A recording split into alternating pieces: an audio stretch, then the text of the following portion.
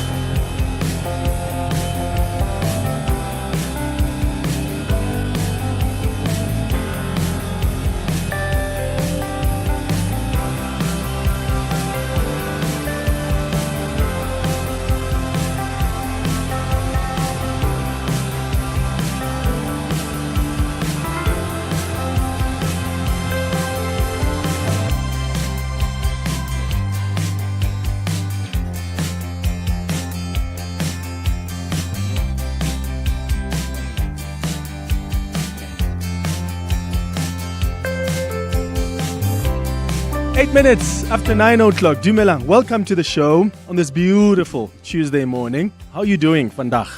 I hope you are doing well. I hope things are coming into shape for you today.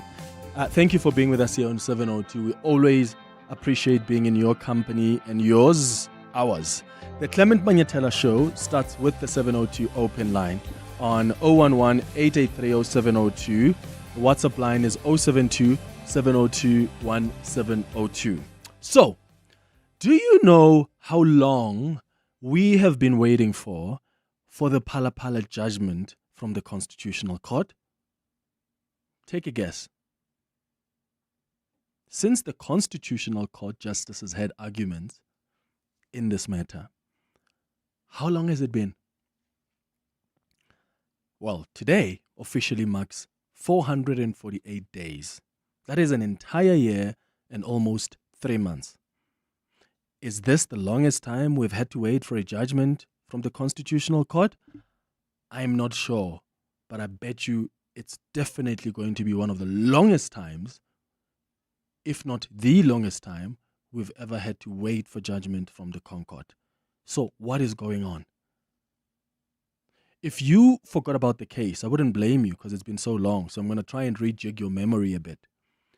This case I'm talking about was brought by the EFF, and it centers on determining whether Parliament acted unconstitutionally by rejecting a Section 89 panel's recommendation that President Cyril Ramaphosa should face an impeachment inquiry over the Phala-Phala scandal. Remember that independent panel?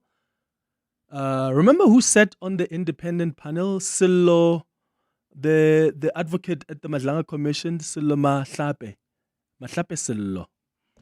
This advocate we're praising, who's doing an impeccable job at the Madlanga Commission, was one of the people who sat on that panel that was trying to figure out whether there is prima facie evidence of impeachment against President Cyril Ramaphosa regarding the Phala-Phala scandal.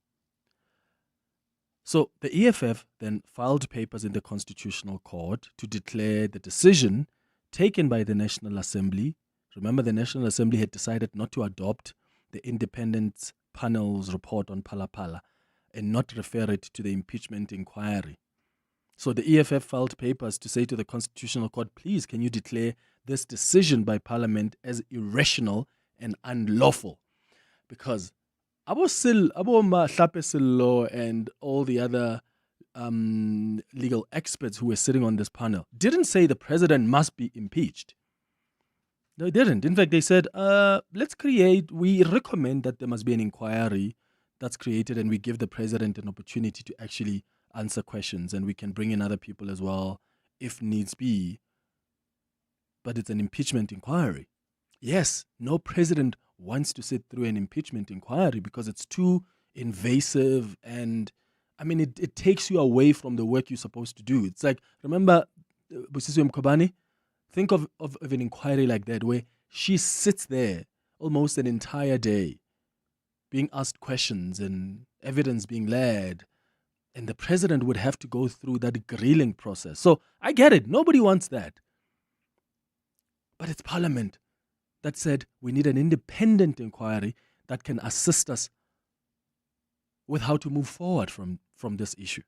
And when an independent inquiry said, with really credible legal experts, said we need an impeachment inquiry because there is prima facie evidence here, what did Parliament do? ANC used its majority to vote against the adoption of that panel's report. And in court, the parties argued that Parliament failed to hold their president accountable and subverted parliamentary rules by dismissing the report. So they were saying that the ANC abused its majority to shield the president. We've seen that before, haven't we, from the ANC with the Nkandla report, remember?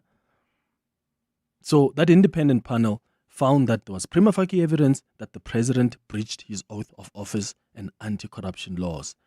And the court, in fact, I remember the court asking the lawyers some really tough questions, including why the panel used prima facie evidence and not insufficient evidence simultaneously. But another justice pointed out that the panel was actually constrained. The rules say the panel must conclude that there is sufficient evidence to show that the president committed a serious misconduct or a serious violation of law, and then it restricts the panel considerably because the panel will receive only information from members. It may not conduct an oral hearing. So, of course, it's limited to the written record of information before it. But there were such fascinating arguments outside of court, and I thought that was so interesting. So, a year and almost 3 months later, we're still waiting for that judgment. Now, there are two likely scenarios here, at least for me, and I'm interested to hear what your thoughts are. Two likely scenarios here. One, either there are some really serious backlogs in the Constitutional Court, serious enough to delay a judgment by a year and 3 months or two. Or two, this judgment is going to have some really serious consequences, so maybe timing matters. But then again, the concourt doesn't and shouldn't concern itself with timings of its judgment and consequences thereof. Hence that Nkandla judgment. Remember it? On how Parliament failed to hold Zuma accountable? Hence that contempt of court judgment against Zuma. Remember that? That sent Zuma to jail. So what are we dealing with here? I'm not even for a second suggesting that anything is untoward here towards the justices. I'm just confused. I'm trying to understand, why would the Constitutional Court hear such an important matter and then wait a year and 3 months? And we still don't have a judgment. The EFF has even tried to march to the Constitutional Court. When was it? Late last year. Was it November or December last year? The EFF marched to the concourt. We still don't have a judgment. What do you think is at play? I don't know. And maybe somebody else listening understands maybe the kind of issues the Constitutional Court is facing that are resulting in this. Let me know your thoughts on that, please. 011-883-0702. WhatsApp's on 072-702-1702. Another question I want to ask you on the open line this morning is how much you actually spend on healthcare. And have you ever had to cut other things, or maybe you decided to go for a hospital plan because it's much cheaper than the other options available? I'm asking you that question because I see that there are trade unions in the public service that have rejected GEMS's decision to implement a 9.8% increase in membership contributions from January, followed by then a revised 9.5% increase effective the 1st of April. But in fact, when you look at it across the board, because it's not just GEMS that increases, its contributions, right? Its membership contributions. South Africans across various medical aid schemes are facing weighted contribution hikes. I mean, for 2026, increases among major open medical scheme range between approximately 6.8% and 9.9%. So with medical inflation in South Africa consistently outpacing general inflation, many households are feeling that financial strain. And I wonder if you are one of those and what options you go for when you're at this point. Are you managing with the rising cost of medical aid contributions? Have you had to downgrade your health plan to make it more affordable? Are you cutting back on other household expenses to accommodate these increases? So I want to know how these escalating costs have forced you to either cancel your medical aid or find other options. Please share your realities with us. You can give us a call or send us a WhatsApp voice note. At 10 o'clock, we're going to talk about these vetting processes that are going to be underway in Ekurhuleni against the Metro Police. And then at 10:30, we start a new feature on the show. I'm really excited about it. It's going to be the Helpline. It's all about helping you with the issues that you ask us to help you with. I mean, there are many cases that come before us that we have resolved for you as our listeners behind the scenes, using our contacts and the access that we have to those in authority. In fact, the producers are always working behind the scenes on these cases. The difference now is we're bringing those stories on air. So I'm going to tell you more about it at 10:30, but I'll also bring you stories that we've managed to help resolve using the kind of access we have to those in authority. And then at 11 o'clock on our World of Work feature, we're discussing the impact of having good colleagues in the workplace. And then 11:30, Health and Wellness feature, we're discussing the benefits and dangers of using peptides. That's the show coming up over the next 3 hours. Clement Manyathela, streaming on the Prime Media Plus app. DSTV channel 856 92.7 and 106 FM. So 011-883-0702, WhatsApp's on 072-702-1702. Lesego on the WhatsApp line says, Clement, this is very, very, very simple. The word Zuma wasn't next to the Phala-Phala. Add Zuma and you turbocharge the response from the Constitutional Court. This isn't higher grade stuff. Yeah, I don't know. I don't know if I 100% agree with that. But I get the point that you're trying to raise here. Why would it be that even the Nkandla judgment didn't take this long?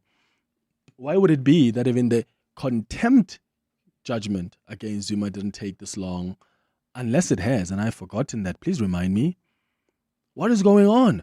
Why do we still not have the Phala-Phala judgment? And it doesn't help that there are other things that we've had to traverse and make sense of, like, for instance, the IPID report on Phala-Phala being classified. Why is that report being classified? Why is the report described as top secret? And then you've got the public protector that's already decided, no, nothing wrong here. Nobody's being held accountable.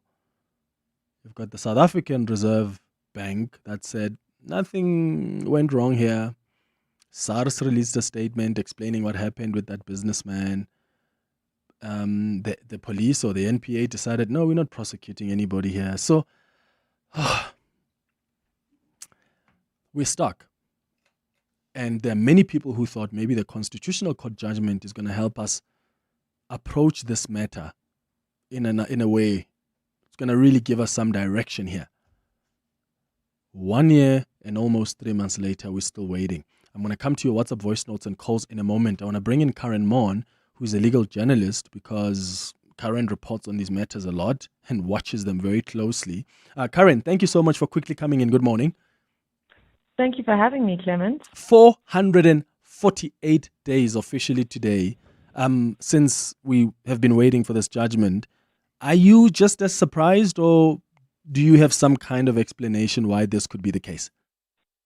Well, I think the key issue that the court is getting into here is about executive accountability, right? It's about what do you do when a panel finds, a Section 89 panel, which is headed by a Chief Justice, finds that there is, quote-unquote, prima facie evidence that the president acted unconstitutionally in relation to the Phala-Phala scandal.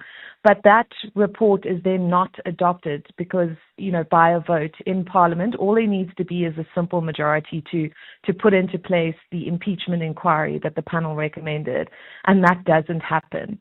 Is that a simple question of politics? Because we know, for example, in the Trump administration, there were certain pushes for him to be impeached that were defeated because of the political numbers at play.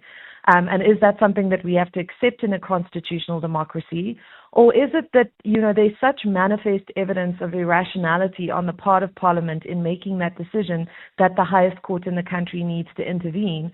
And what does it do? What is the shape of that intervention? So this is a pivotal constitutional question because it's not just about Cyril Ramaphosa and the manifest evidence that something really was rotten in the state of Denmark in relation to the Phala-Phala scandal. It's about future executive accountability as well. And that's why the court's delay in giving this judgment is so problematic. And I think why people who see the contrast between what happened with other EFF cases when it came to Nkandla and former President Zuma, the motion of no confidence, and where there were very, very quick judgments, very, seismically, legally shifting judgments in relation to, for instance, the public protector's powers, they can look at that situation and go, but, apart from there being a different president here, why is this court taking so long? And I think the longer this thing goes on, the more pertinent those questions will become. And so what are because I'm trying to figure out the likely scenarios here, Karen. One, I'm like, okay, maybe the backlog is so bad and you and I maybe you don't even understand the kind of extent the backlog goes and the consequences thereof. Or two, this judgment is going to have some really serious consequences, so the timing matter. But then again, the Constitutional Court doesn't concern itself with timing and shouldn't concern itself with timing and the consequences of its judgment. It must just do the law. It must just do its work. What scenarios are you looking at? What do you think could be at play? And I know it's a tough question, but I'm trying to make sense of all of this. There was a very telling moment during the hearing where Justice Owen Rogers had quite a terse interaction with Tembeka Ngwayatobi, who was representing Ramaphosa. And he was saying to him, look, the one thing that he was struggling with was, if this money had just been put into a money market account and he calculated the interest, and it was like something like 300 Rand in interest per month or whatever it was. And he said, the fact that you would forego that, it might have even been more, the fact that you would forego that and keep this money in a couch lends to the perception that something untoward was going on here. The facts just need to be stated. Money in a couch, this person, this strange businessman arriving on, I think it was Christmas Day, and leaving this money in a bag. And then he buys cows he doesn't pick up. He never collects the cows. And also I think there was something about them being substandard or something, it just needs to be articulated for someone to say, if this was in a movie script, people would be like, this is completely implausible.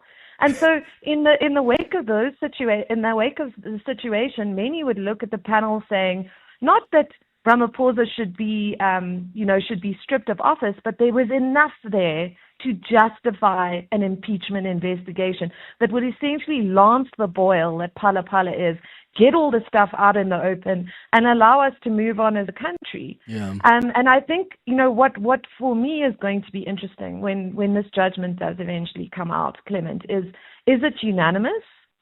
Or is this a scenario where we're going to see some very interesting splits happening? Because ideally, in those other judgments with Zuma and various other things, typically what's happened is those rulings have been unanimous.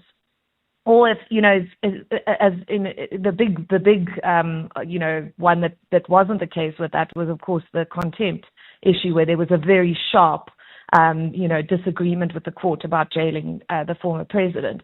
But so, for me, the question is going to be, when this thing comes out, are there splits? and what are the splits about? Yeah. And I think that will give us a real sense of why this maybe took so long. Okay, let's wait. Karen Mon, thank you for making time for us. She's a legal journalist. I thought I should bring her up so we get a little bit more context to the little context that I had already given you.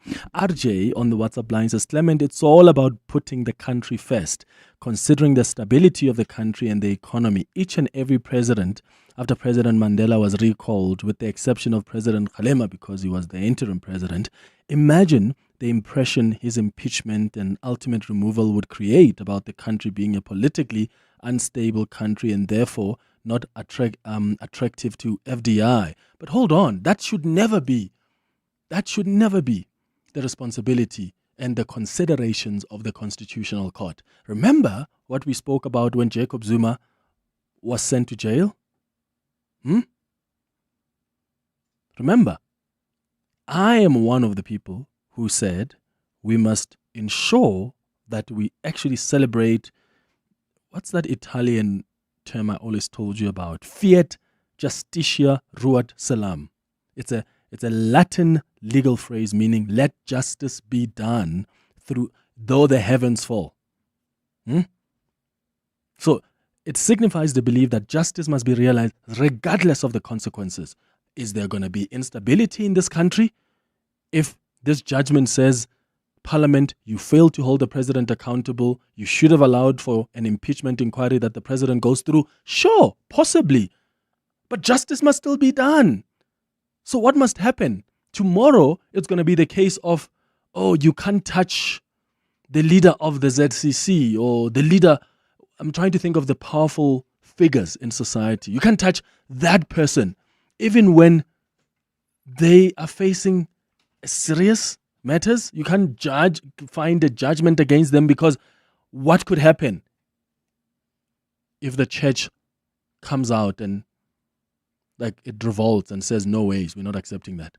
That's like saying you can't send Zuma to jail because there are many people out there who are already on the streets protesting. No, we can't live in a country like that. And we can't have a constitutional court that makes considerations like that. We already have institutions in our discourse, in our constitutional democracy, that must be able to hold that moment. So what is at play here? Why has it been so long? Your WhatsApps on 072 702 and 702. Good morning, Clement. Malema did hint during his last press conference that there are serious divisions there at the Constitutional Court. And I will take Malema's word for it because he's got the insights. And he's the leader of the EFF who actually took this matter to the Constitutional Court. So I'll rely on his what he's saying. But what's disappointing is Judge Meyer. I thought a fresh breath of fresh air is coming to the Constitutional Court. And look where we are now. This thing is unprecedented. It has never happened before. And it happens with the most competent judge. So we are doomed as South Africans. But I think the divisions, I'll take Malema's word for it. Sindile. Well, morning, Clement. I don't think the concourt is seized or overburdened with other issues, and they face a capacity problem to be able to deliver such a critical judgment. Remember, the president there's been rumors that he's got friends in the judiciary, particularly in the concourt. I think, and I also don't think your suggestion that there might be grave implications for the president, hence the delay. I just think they want public interest to die down before they can release it. Perhaps at that time, the judgment might be moot because the president is leaving office. Prince, Bedford view. You see, but then all of them then should resign. If those are the considerations they make, that let's wait for what is the public narrative, maybe there's anger now, this is going to affect, then all of them must go because they must not concern themselves with politics. Our justices must not concern themselves with politics, and I don't think they are. My goodness, I hope they're not. But I do not think they are. I personally have a lot of confidence in the Constitutional Court and the justices we have there. I'm just trying to figure out Why has it taken so long? Have we been here before? Because that is the last line of defense. That is the last opportunity we have to at least get some clarity on what transpired here. Because all the other institutions have said to the president, oh, you good. You don't have to worry about anything. There's nothing wrong here that really happened. And nobody's saying that the president must be found guilty. No. But I don't think South Africans are satisfied by the reports that have come out from the various institutions clearing the president. Even from the NPA deciding we're not prosecuting. How is this not fishy? Whether you like the president or not, be objective here. Is what happened in Phala-Phala normal to you? Like, does it make sense? And is it not fishy to you that we're still waiting for judgment a year and 3 months later? And what does that mean? 9:32, time for the latest in Eyewitness News headlines. Fiso, hi. Thanks, Clement. Good morning. Locals from Springs on the East Rand are continuing to dig for gold deposits on a private plot of land they believe could help them find instant riches. This follows rumors that one other person has discovered untapped gold near the surface. Since then, scores of people have been digging on the plot.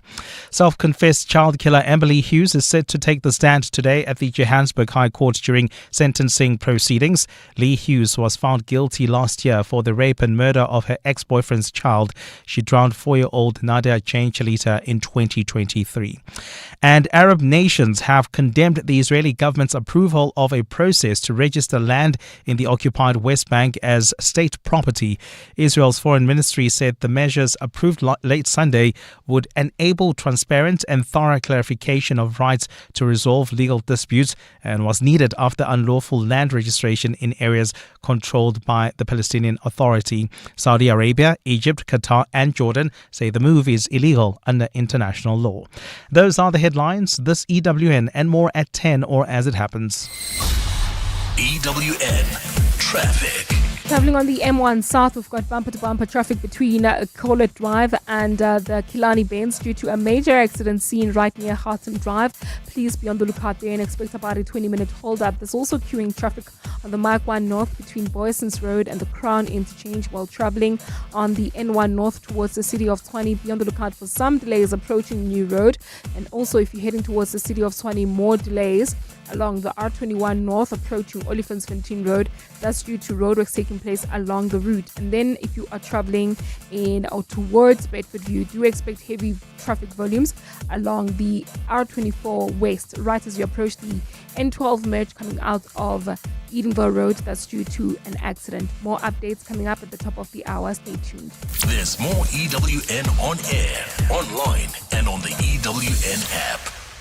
Africa Milani. Weekday mornings, 4 to 6. An interesting article written by Angelica Roda saying, snack now, pay later, does the law agree? If you eat before paying a South African supermarket, you could be committing theft under South African common law because ownership only passes to the buyer when the sale is complete. So, Rowan, you are a thief when you are eating something while you are still shopping and you haven't paid for it. You are a thief. Africa Milani. 4 to 6 on 702. You could show your bank balance some love this month with awesome car insurance savings from Outsurance, like 43-year-old Gloria, who saves an unbelievable 513 Rand on her 2024 Audi Q3. Get a quote now. And if Outsurance can't save you money, ask for 500 Rand or 1,500 Rand if you've been claim-free and with the same insurer for 3 years. SMS out to 45142. That's out to 45142. Outsurance, licensed insurer and FSP. T's and C's and information online. Kick off to glory with Hollywood Bets and Asi Shege. Be in the game. Go full speed ahead with the epic competition. You stand to win a share of 4 million Rand in cash and prizes, including an all-new Toyota Corolla Cross. Bet 10 Rand or more on any soccer fixture or fixtures online or at your nearest branch. Live life in the fast lane. Bet now for your chance to score. T's and C's apply. Hollywood Sportsbook is a licensed betting operator. No persons under the age of 18 years are permitted to gamble. Winners know when to stop. South African Responsible Gambling Foundation toll-free counselling line 0800 006 008 or WhatsApp HELP to 076 675 0710. This is financial year end. This is financial year end supercharged with the help of Zero Small Business Accounting Software. This is you talking to your accountant or bookkeeper. This is you talking to your accountant or bookkeeper with the help of Zero Small Business Accounting Software. So supercharge your business with the help of Zero and blast past financial year-end stress. Try Zero free for 30 days. Terms apply. Search Zero with an X. If you run a business, your vehicles aren't just vehicles. They are capital investments on four wheels, and capital should perform. So on Friday, the 20th of February, 702 will take you inside Pro One, an exclusive Stellantis showcase spotlighting the Peugeot professional pickup range, engineered for South African businesses from construction to agriculture to logistics. If your fleet is due for an upgrade and you mean business, tune in on Friday for live insights from the floor. Power your business with the confidence of Peugeot Professional on 702. Your voice, Your station. your open line Walk the talk with Clement Manyathela. on 702. 23 minutes before 10 o'clock. I've been asking you about the Constitutional Court. Why have we waited a year and almost 3 months for the Phala-Phala judgment with all the other, you could argue, equally important judgments before? I mean, that had weighted consequences. We didn't have to wait this long. Whether it's Nkandla judgment, whether it's that judgment on contempt that sent the former President Jacob Zuma to jail, why have we waited this long? Is it a matter of delays and backlog? Because then that is a serious crisis in the Constitutional Court, if that's their justification. Or are we dealing with something else here? And if there is something else, what could it potentially be?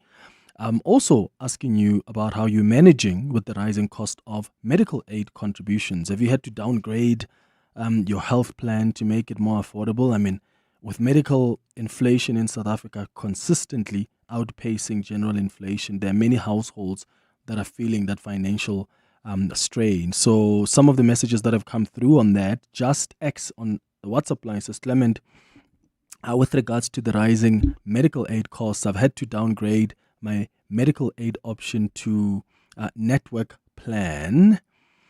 This is after I had switched to a cheaper medical aid company, but had problems with claims and went back to my initial one. But the different plan is what I did because it's just bad. Another one says, hi Clement, I'm on Discovery Classic Saver. My employer contributes 8,222 and I contribute 3,523. Whoa, who's your employer? So we can all apply for jobs there. That's crazy. They contribute 8,222. You contribute 3,523. It's me and our 2 toddlers in the plan. This month, an increase of around 8% will be effected. I'd like to downgrade, but I'll lose the benefits. I can't afford to have my kids or wife hospitalized at a public hospital either. Ooh, so yeah, that's what makes it quite tricky, doesn't it? Kamo, you are calling us from Johannesburg. Good morning. Hi, morning, Clement. Yeah. This is not the first time I call about medical aid. I've done it before when Eusebius was still alive. May his soul rest in peace. Clement, as the so-called middle-class professional in South Africa, it's very sad. For instance, the company that I work for, you are forced to take a certain option of medical aid. So because of my level at work, I'm at the highest level. So for me, my wife and my son, I'm paying 15,000 rand. Sure. Now let me put that into context. A newly married couple, we've been married for just over a year, and we've been looking to buy a house. Our budget was, okay, let me not speak about budget, but in the area that I stay in, a basic entry-level house in the suburb we stay in starts at 2 million, and that's a 2-bedroom. A 3-bedroom is 2.5. We can't afford these houses, so we are renting. And to give you context, 15,000 which I'm paying on medical aid can pay for a 1.5 million house. Now, I know people will say, why don't you downgrade and go to the township? Clement, black people are not supposed to be staying in the township. It was a dumping site for apartheid. Nobody needs to be staying there.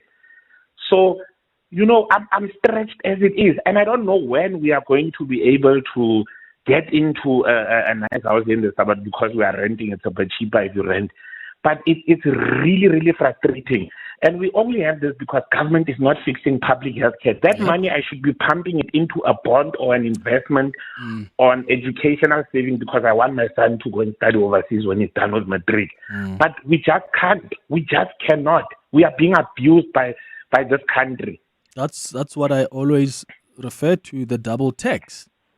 You are being double taxed because already government takes a certain percentage from your salary, right? And you would think if you lived in any country that handles quite well and appropriately the taxes from its citizens, that would actually sort out your security, it would sort out public education, it would sort out public health care. But because government has completely failed with these public institutions, you must live in the suburb because there's better security. You must live in a complex that has high halls. Why? Because you need better security. It's failing to give you security. And now you have to pay 15,000 rand a month for medical aid because it simply has failed in its public health program. That's a double tax. And it's crazy. I cannot imagine that, Kamo. 15,000 rand is a lot of money. Clement, I'm telling you, my wife is livid. She said, I need to find another company. We need to do something because really we want to buy a house now because our plan is also we don't want to pay a house for 20 years. We want to at least get it to 15 maximum, but finish it in 10 years because, anything can happen. So you don't want to be stretching things like that. Yeah, true. Kamo, listen, strength to you, my friend. I feel for you. And I know there are other people out there who are paying much more than that or just less than that, but it's still a lot to them. So how are you managing with the rising cost of medical aid contributions? There are increases that are coming in. The benefits are not changing, but how much you're paying for those benefits is changing. How are you managing with that? It's 17 minutes before 10. Your voice. Your station. Your open line. Walk the talk with Clement Manyathela. On 702. William, you're calling us from Edenvale. Good morning. Good morning, Clement. Thank you for taking my call. Sure. What do you want to say about the concourt? No, don't worry. The constitutional delay in the judgment aside, a commission of inquiry needs to take place on Phala-Phala, and Ramaphosa needs to be brought before that commission. Patrice Matsepe needs to be brought before the commission. The current public protector, Katleho, I forget her name now, her and Letseho Kanyahu, the Reserve Bank governor, and the Sudanese businessman. And I've got reasons for saying all that. I don't want to waste too much time, your listeners' time. And further, I don't have much to say about the AFS, but I do commend them for hanging on to Phala-Phala. There's something not right there. And I say, if I can quickly, I don't want to take too much time. There was a question and answer session, I don't know when it took place, but I heard a rerun last year on 702, where a lady journalist asked Ramaphosa, now what are you going to do about this 500,000? Are you going to refund this person? And strangely, me as a finance person, Ramaphosa said, yes, he's looking at that. No, Ramaphosa, deliver the buffalo. This man bought buffalo. Why do you want to refund him? Yeah, in fact, furthermore, it was a question I asked him on the show. Abel, I don't know if we can find that clip. When Ramaphosa was on, President Ramaphosa was on this show. When was it? 2 years ago? About 2 years ago, we hosted him on the show, and one of the question I asked him, which ultimately got me in trouble and had and had some people in the presidency not even talking to me, was I asked the president, someone came and bought buffaloes from your farm, never collected them years later, 4 years later. How does that make sense? And the president said, I'm going to refund the person the money. And I wonder if the president has actually refunded that money.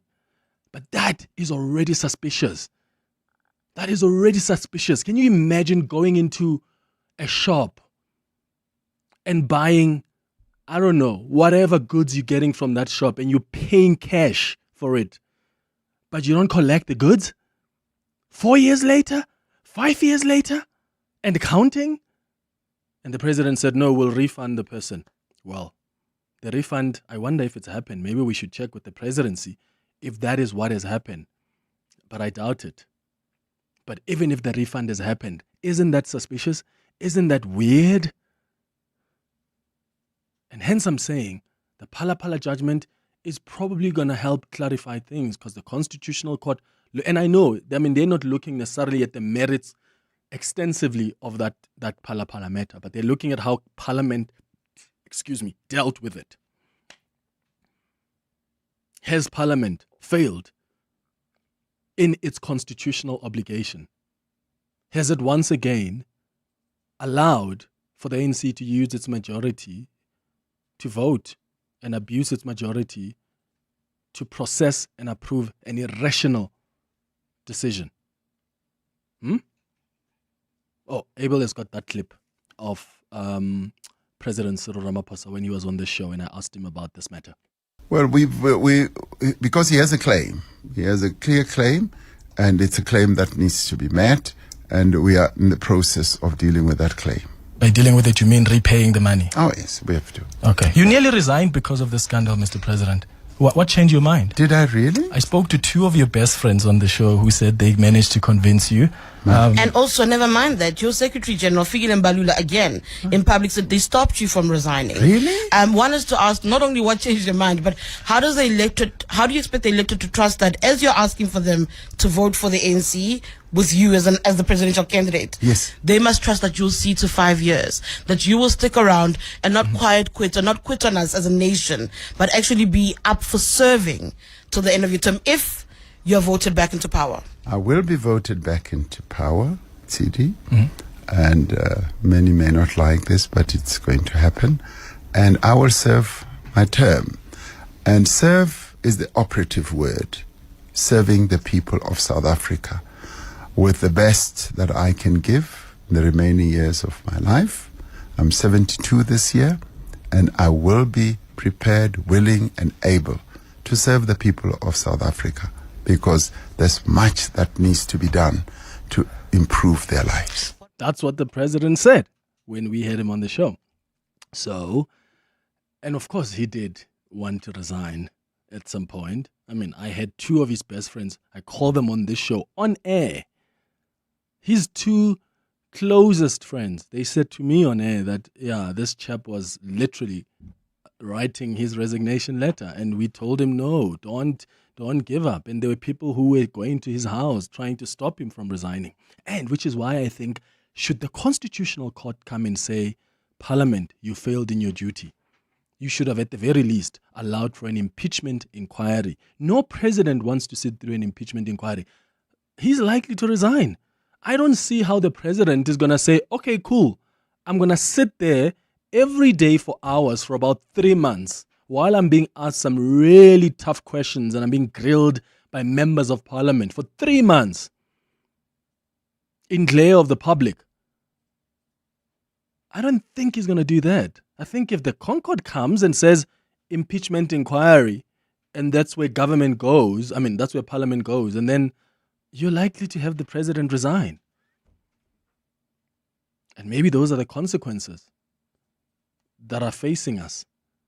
And maybe that's why this judgment is delayed. I don't know. I really don't know. I don't think the Constitutional Court concerns itself with political matters like that. What I know, though, is something is not making sense here. Something is fishy. The same way that it's just the Phala-Phala matter is fishy is the same way that this delay in the constitutional judgment is just weird. 702 afternoons. With Relebohile Maboja, 1 to 3 p.m. There's a WhatsApp message from Chad who says, my dad expects me to marry a textbook one day. He seldom asks about how I am, only wants to know how my studies are. This studies sounds like she's from a good family, is what Chad has to say. How would you respond to that? My heart really goes out to parents because it's not an easy task. But we're so hyper-focused on one element of a child's development being their scholastic or academic that we're not nurturing their social skills and their interpersonal relationship skills. And this is a challenge because it sets them up for failure in those areas later in life. Counseling psychologist Yogini Hakari.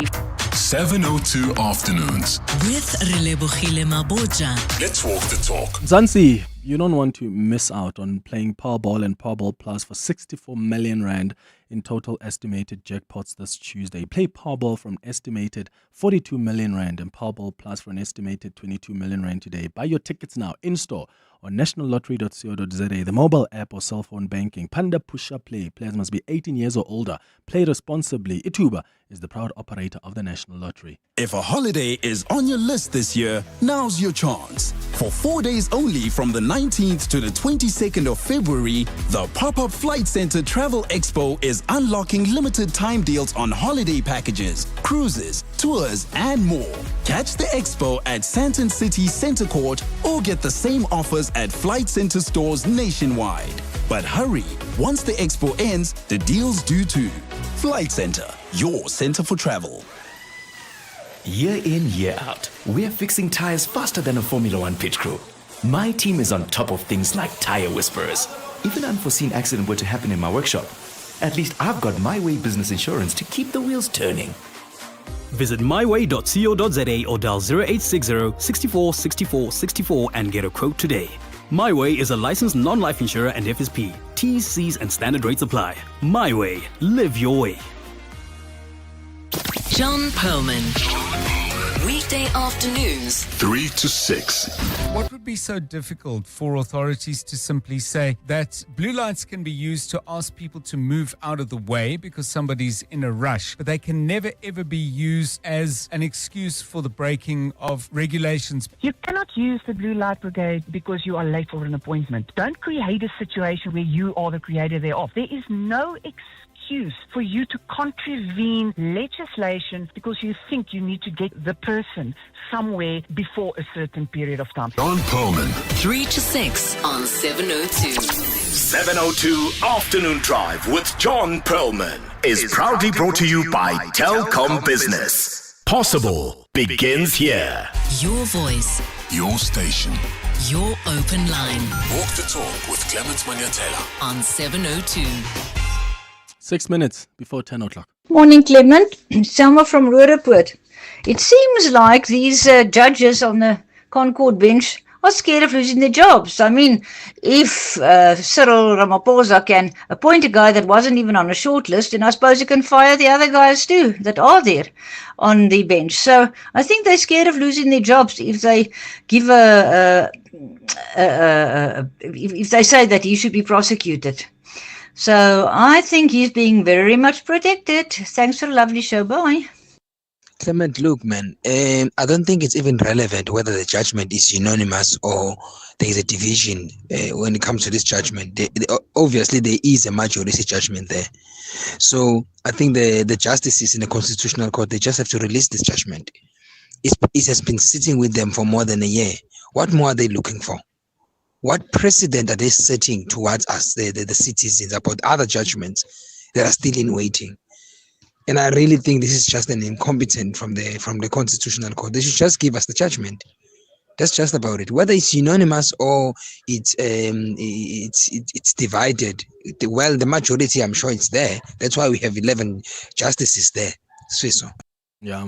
Simon says, Clement, let's not create on the WhatsApp line. Says Clement, let's not create the impression that the delay of the Concourt judgment is caused by the president, because as a third respondent, no relief is sought against him. The main parties involved, the EFF versus the Speaker of the National Assembly, as well as the parties represented in the National Assembly. Oh, but of course it does involve the president. And I'm not saying, and not once did I suggest that the delays is caused by the president. But whatever judgment comes out, especially if it's going to be against the National Assembly, ultimately that is against the president. It is going to affect him. And ultimately that could actually affect the trajectory of this country and the GNU. I don't see how the DA is going to justify, because, I mean, they also are probably going to try to protect the president in parliament if the matter goes back there. But I don't see how the DA would also just justify, after having made so much noise about Phala-Phala, and then now they're like, let's find ways to abuse the majority we have as the GNU in parliament to protect this man. Your voice. Your station. Your open line. Walk the talk with Clement Manyathela on 702. Hi Clement, it's Vincent in the restaurant. Look man, in my view, I don't think anything in South Africa must increase above the inflation rate. The salaries are increasing either below or on the same level with the interest rates. So must the medical aid, so must food, so must everything that we purchase, every service and goods that we buy, they mustn't go above the inflation rate. So what these medical aids are doing, they are killing us. Hi Clement, listen, I downgraded to the hospital plan. This year I downgraded to the network hospital plan. Things are very expensive. It's difficult to catch up with everything.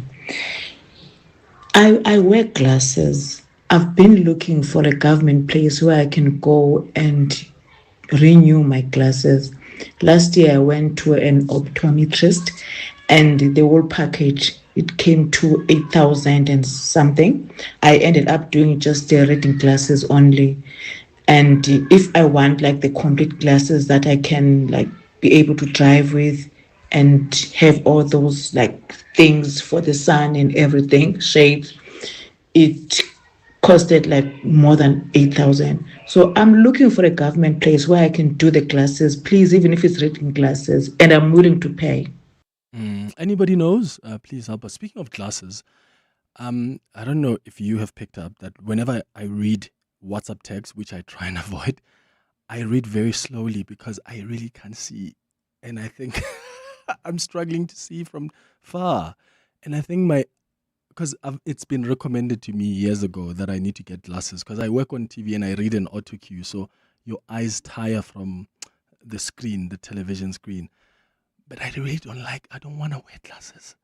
I'm waiting at least until I'm 42 to take on glasses. I wish there was an injection I could take that somehow gives me more clear eyes than to have to wear glasses. But I hear you. Anybody who can help this lady with a response, please can you help us out? It's a minute now before 10 o'clock.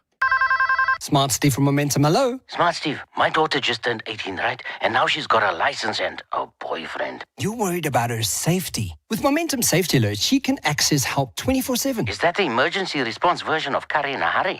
For sure. She can get help at the touch of a button for free. Free? For all that and all? Visit momentum.co.za or call 0860 006 784. Momentum Insure, keeping you safe on your journey to success. Momentum Insure is an authorized non-life insurer. T's and C's apply. This is a message from Johannesburg Water. Water infrastructure vandalism has tragic and dangerous consequences. The theft of manhole covers can result in fatalities, especially among children.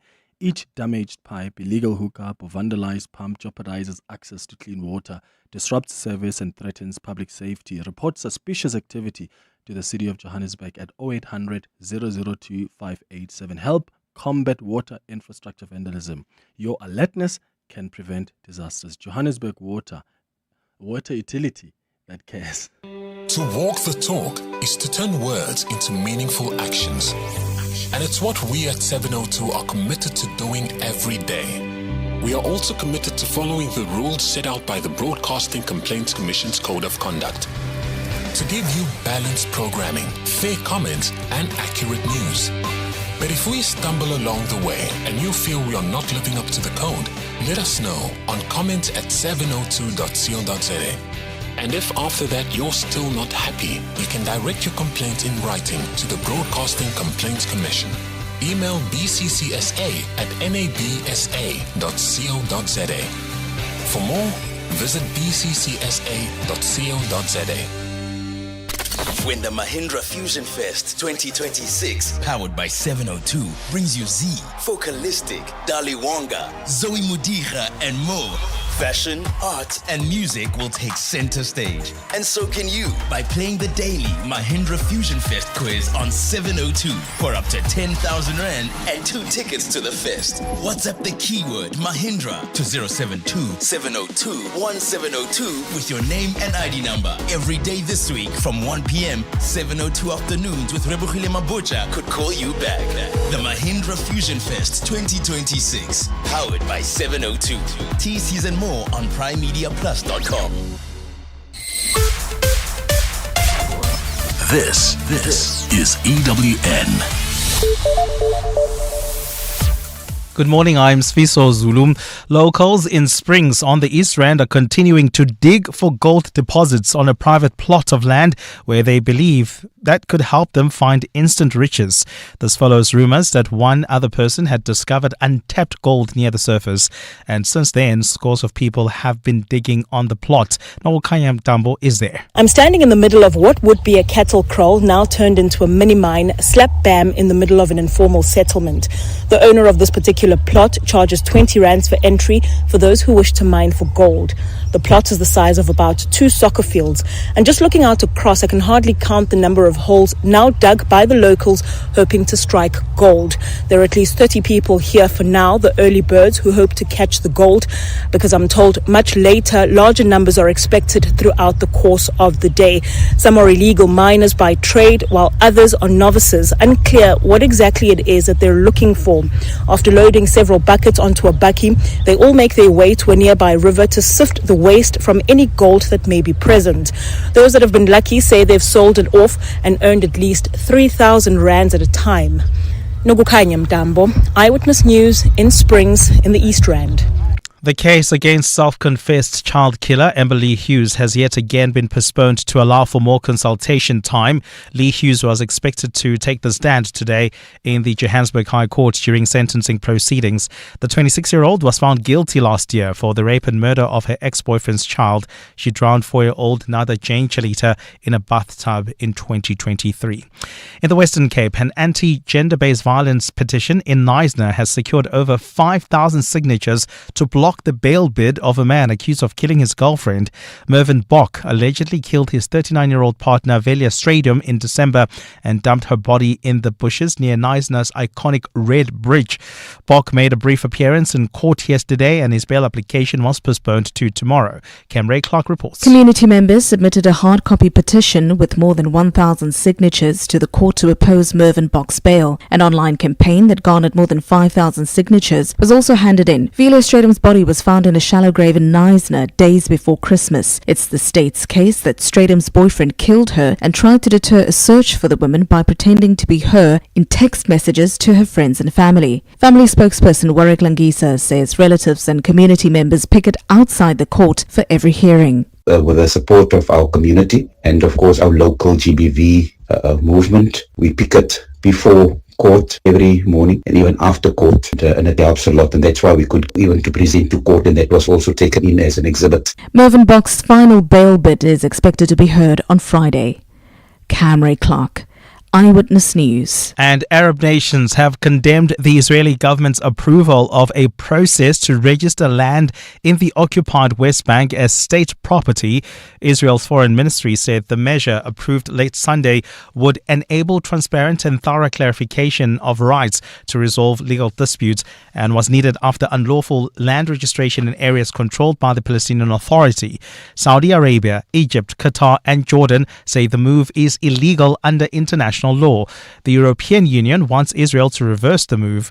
Around 3 million Palestinians live in the West Bank, which Israel has occupied since 1967. UN Secretary General Antonio Guterres echoed that point and called the move destabilizing, warning the decision could lead to the dispossession of Palestinians of their property. UN spokesperson Stefan Dujarric addressed the Israeli plan at a briefing last night. Such measures, including Israel's continued presence in the occupied Palestinian territory, are not only destabilizing, but as recalled by the International Court of Justice, illegal, unlawful. He calls on the Israeli government to immediately reverse these measures. He again warns that the current trajectory on the ground is eroding the prospects for the two-state solution. Gold is trading at $4,883.13 an ounce. The rand is at 16.03 to the dollar, 21.82 to the pound, 18.98 to the euro. Brent crude oil is at $68.29 a barrel. And in the traffic, we've got a major accident seen on the N12 East. It's right near Craft Road. It's causing delays from Edenville Road. There's also queuing traffic on the M1 South due to another accident seen right near Empire Road. Delay is coming out of Corlett Drive, so please be patient along this route. And if you're traveling in the Mildersdrift area, do expect heavy traffic delays on the N14 East. This is just as you come out of Beesnodia Drive, or rather Hendrik Potgieter Drive, and about a 20-minute hold up there due to roadworks. A partly cloudy day in store for Gauteng. The temperatures peaking at highs of 23 and 25 degrees. The top story in EWN this hour. Locals in Springs on the East Rand are continuing to dig for gold deposits on a private plot of land where they believe they could help find instant riches. EWN, in touch, in tune, and independent. For the latest, visit ewn.co.za or download the EWN app. You're with Clement Manyathela on 702. Let's walk the talk. Streaming on the Prime Media Plus app. DSTV channel 856, 92.7 and 106 FM.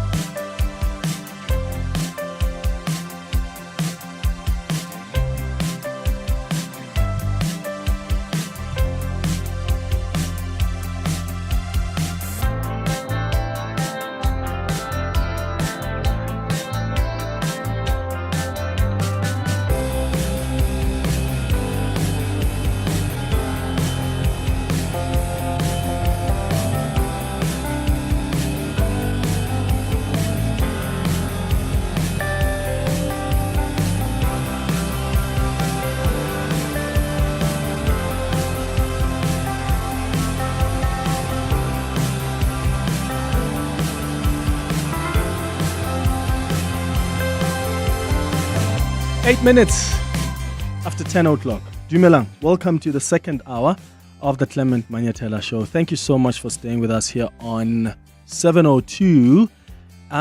We got a voice note before the news at 10 o'clock on the 702 open line, and it was someone who was asking for some recommendations. So I want to replay that because there are some responses that have come through. So here's a recap of what this listener was asking about, and I've got your responses that I'll read out. I hope she's still listening.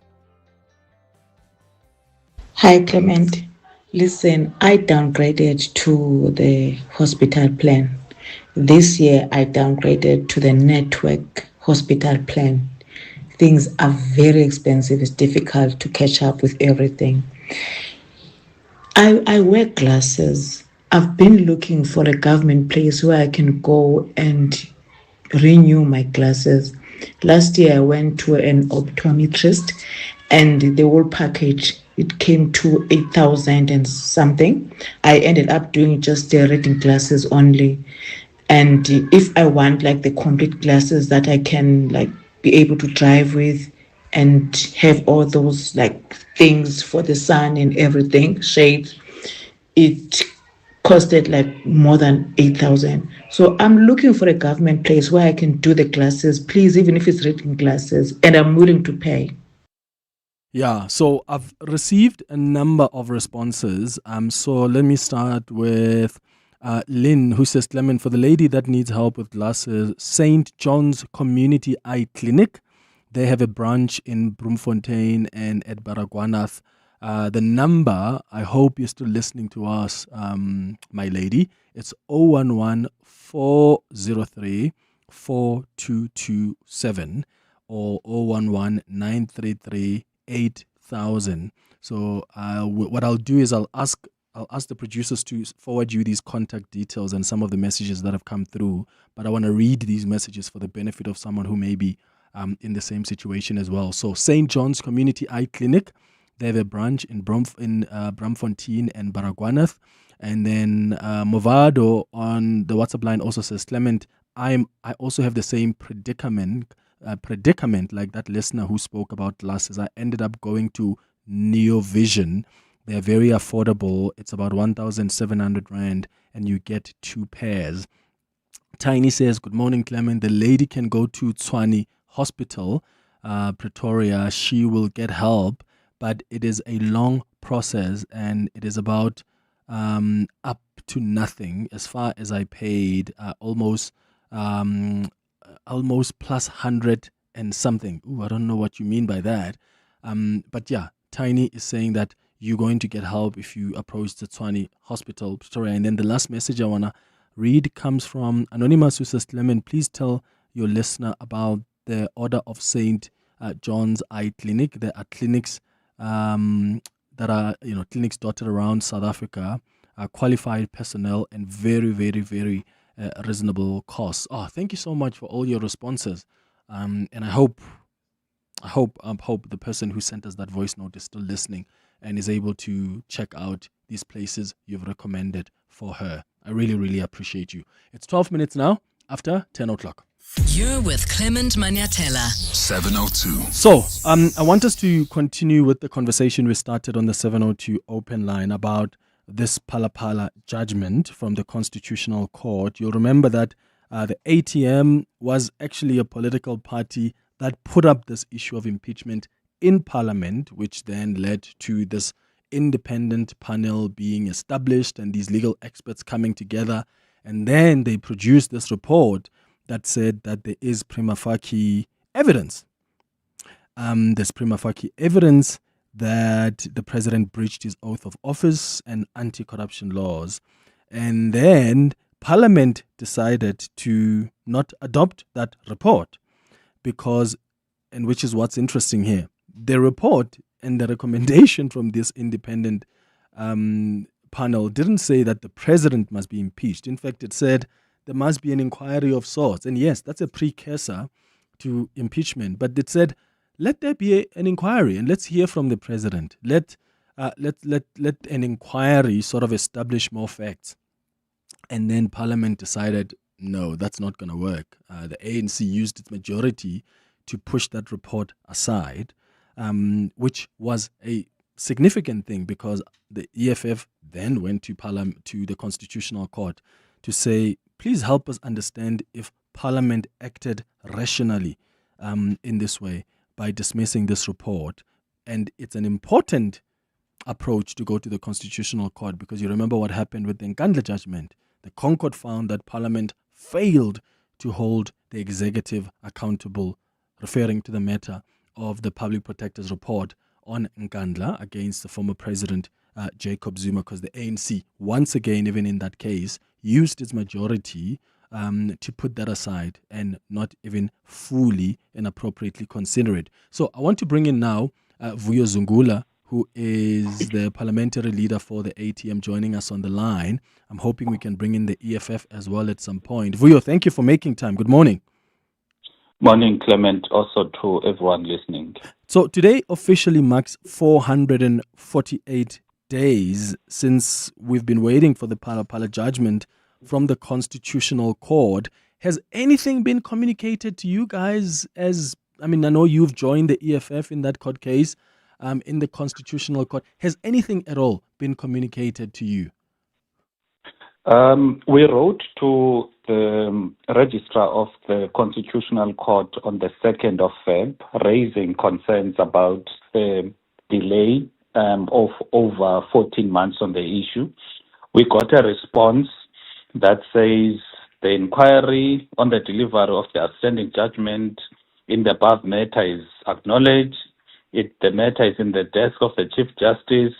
The delay is regretted and the matter is being expedited. And the judgment will be delivered as soon as practically possible. That was a response on the 4th of Feb. Now, for us, the most worrying part is when they are just saying the judgment will be delivered as soon as it is practically possible. That could be any time. There's no time, there's no definite time that is afforded to say this is when it will be delivered. And the critical thing here is that we are dealing with a case, as you are saying, that there is precedence because the Constitutional Court has dealt with matters of Parliament failing in its oversight responsibility. So it was not a new complex matter that has not been ventilated when it comes to the Constitutional Court. And it is dealing with a matter of a sitting state president who, according to the recommendations of the independent panel, that there's serious misconduct and serious violations to the Constitution. Therefore, it should not be taking so long to adjudicate on a matter pertaining to a head of state, a first citizen who's expected to be a person who is exemplary in terms of his conduct, especially when it comes to state affairs. So what is at the core of what you guys are asking for here in Parliament? Because my understanding here is that when you look at the other various institutions, they have completely cleared the president. Whether you look at the Public Protector's report, you look at the South African Reserve Bank report, you look at what SARS had to say, what the Hawk said, what the NPA said when they decided there are not going to be any prosecutions. And yet, for some reason, nobody seems to say that what happened at Phala-Phala makes sense. I think anyone who's rational can tell you that what transpired there is just weird. You don't have some random foreigner coming into the country with cash that they didn't even declare, heads straight to a farm owned by the president, just dumps money there and says, oh, but it's for cows, and never comes to get them years later. What are you hoping Parliament says here? And what do you think are the consequences of that? Because we've been talking with the listeners over the last hour and I thought there are likely two scenarios here. One, maybe the delays are so bad at the Constitutional Court. And if that is the case, they probably need to communicate that because there are consequences to delayed justice. Or two, the other likelihood, which I'm less believing, is that maybe they realize that this judgment is going to have some really serious political consequences. But then again, I preface that by saying the concourt shouldn't concern itself with the timing or political consequences of its decision. So what do you think is really at stake here? And what are you hoping for? What do you think could be the consequences of this judgment? What we're really hoping for is a Constitutional Court as the final arbiters in a constitutional democracy, that when Parliament fails, when the executive fails, it's up to the Constitutional Court to rescue the country. That is what citizens are expecting, because the institutions you've mentioned, your NPAs, your Reserve Bank, your public protectors, like you've stated, they've had weird reports or views on what transpired and things that do not make sense. Maybe it is because the career ascension of the different heads of those institutions depends on the very same president they were asked to look into. However, an independent panel which comprised of two retired judges, one would expect that there is some level of independence with them because they are not looking for any career growth because they've already retired. And what we are looking for here is really for the Constitutional Court to save the country, because firstly, once you have a case whereby a president receives undeclared dollars in his farm, and at the same time, those dollars are not banked within the stipulated 30 days, because that is what the law says.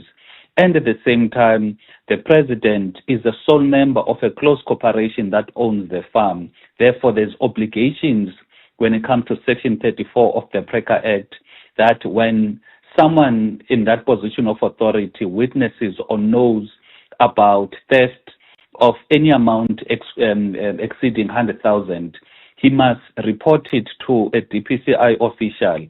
That on its own is very clear, and the president did not do that. So it was very strange to find how all of these other institutions blatantly ignored that. But when we come now to the actions of Parliament, Parliament is supposed, in terms of Section 34 of the Constitution, to scrutinize the actions of the executive. And scrutiny is in a case whereby once you've got a report that is saying there's prima facie evidence of wrongdoing, what is expected of Parliament is to scrutinize that prima facie evidence to really ascertain whether there is or there is no wrongdoing. And the vote on that day was not to impeach the president. It wasn't. Rather, it was just to establish a committee that will scrutinize whether the president did commit a crime or did not commit a crime. So it was not a definite outcome to say that the president will be impeached. It was going to give Parliament a platform. Remember, some of these the transgressions only Parliament can look into, because the Reserve Bank looks into issues when it comes to money regulations, etc., SARS, taxes, public protector, and other issues. But only Parliament has got an obligation to hold the president accountable when it comes to violations of the Constitution. And the National Assembly failed because it rejected a report that it, as Parliament, instituted to say, you, Mr. Ngobo, and other reputable judges, please look into this matter. And because it's not like the independent panel just woke up and decided, to do that report. They were instructed by Parliament. Even though, imagine hiring people to do work because you trust in their abilities and you say, you help us. And they come and say, here's our recommendation. You've asked us and paid us to help you. Here's our recommendation. And then you just dismiss that. Why did you get them in the first place? Indeed, because they were following the rules set by Parliament.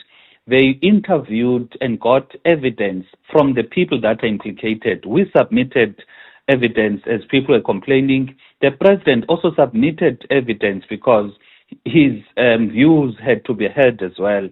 And that was the process which was followed. And as things stand now, Clement, people can say whatever they want to say, but there's no court of law that has set aside that independent panel report.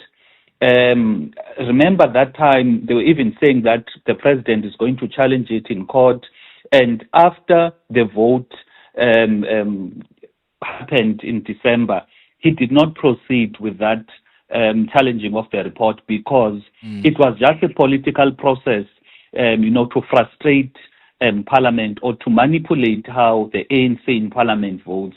But as things stand now, there is no court that has looked into that report. Remember, they're saying it was flawed.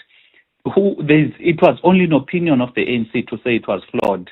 It has not been set aside. It is morally binding, at least to the ANC or to the president.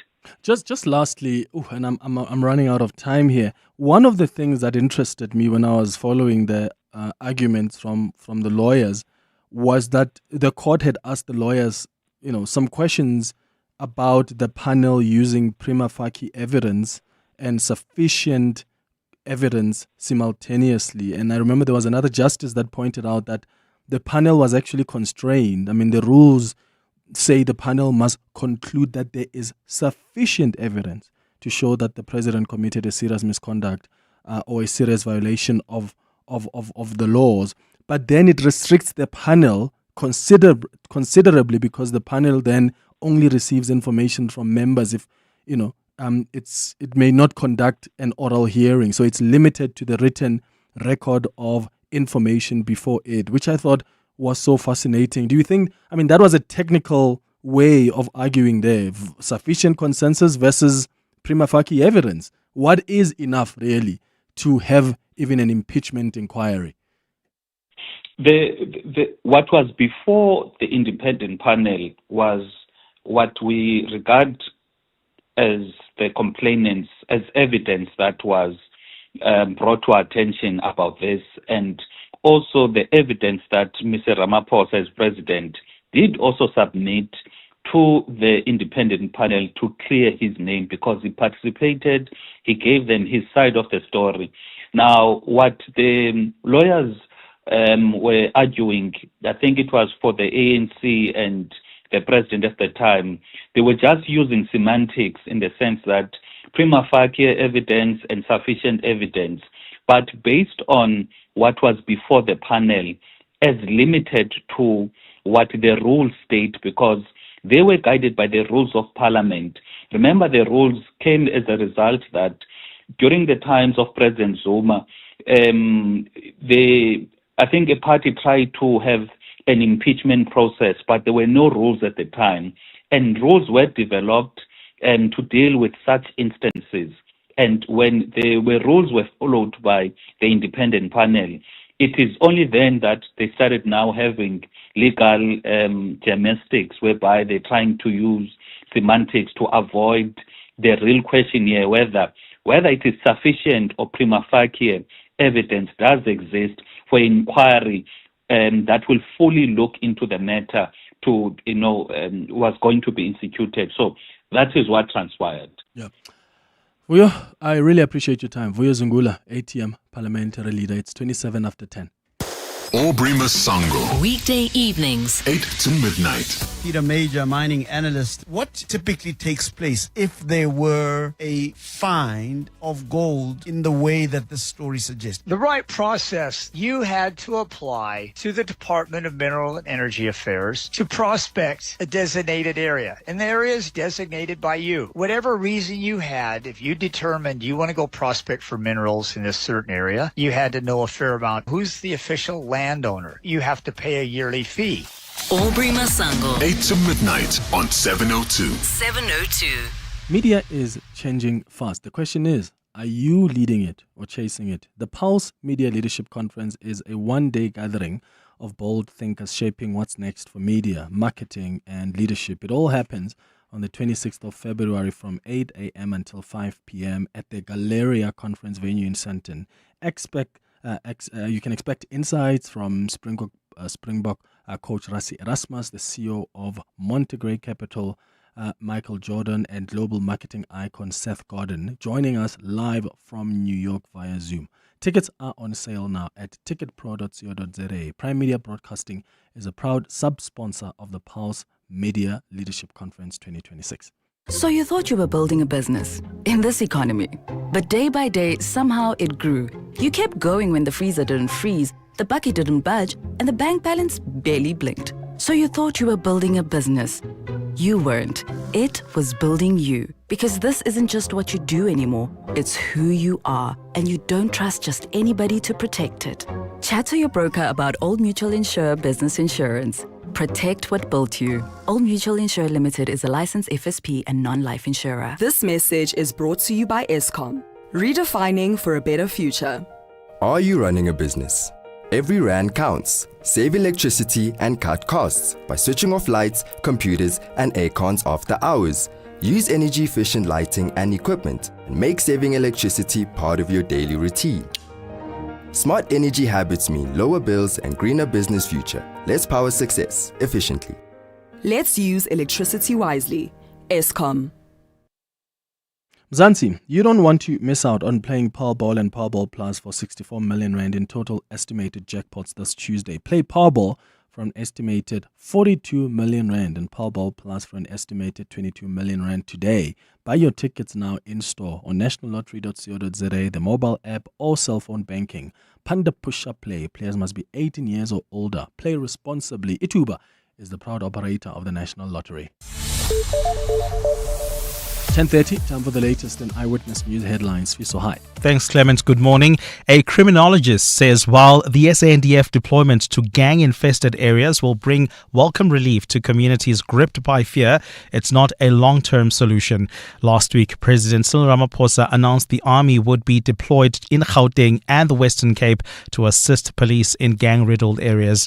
The president's announcement comes as various communities continue to experience a surge in gang violence, which has left hundreds hundreds of people dead in the last year.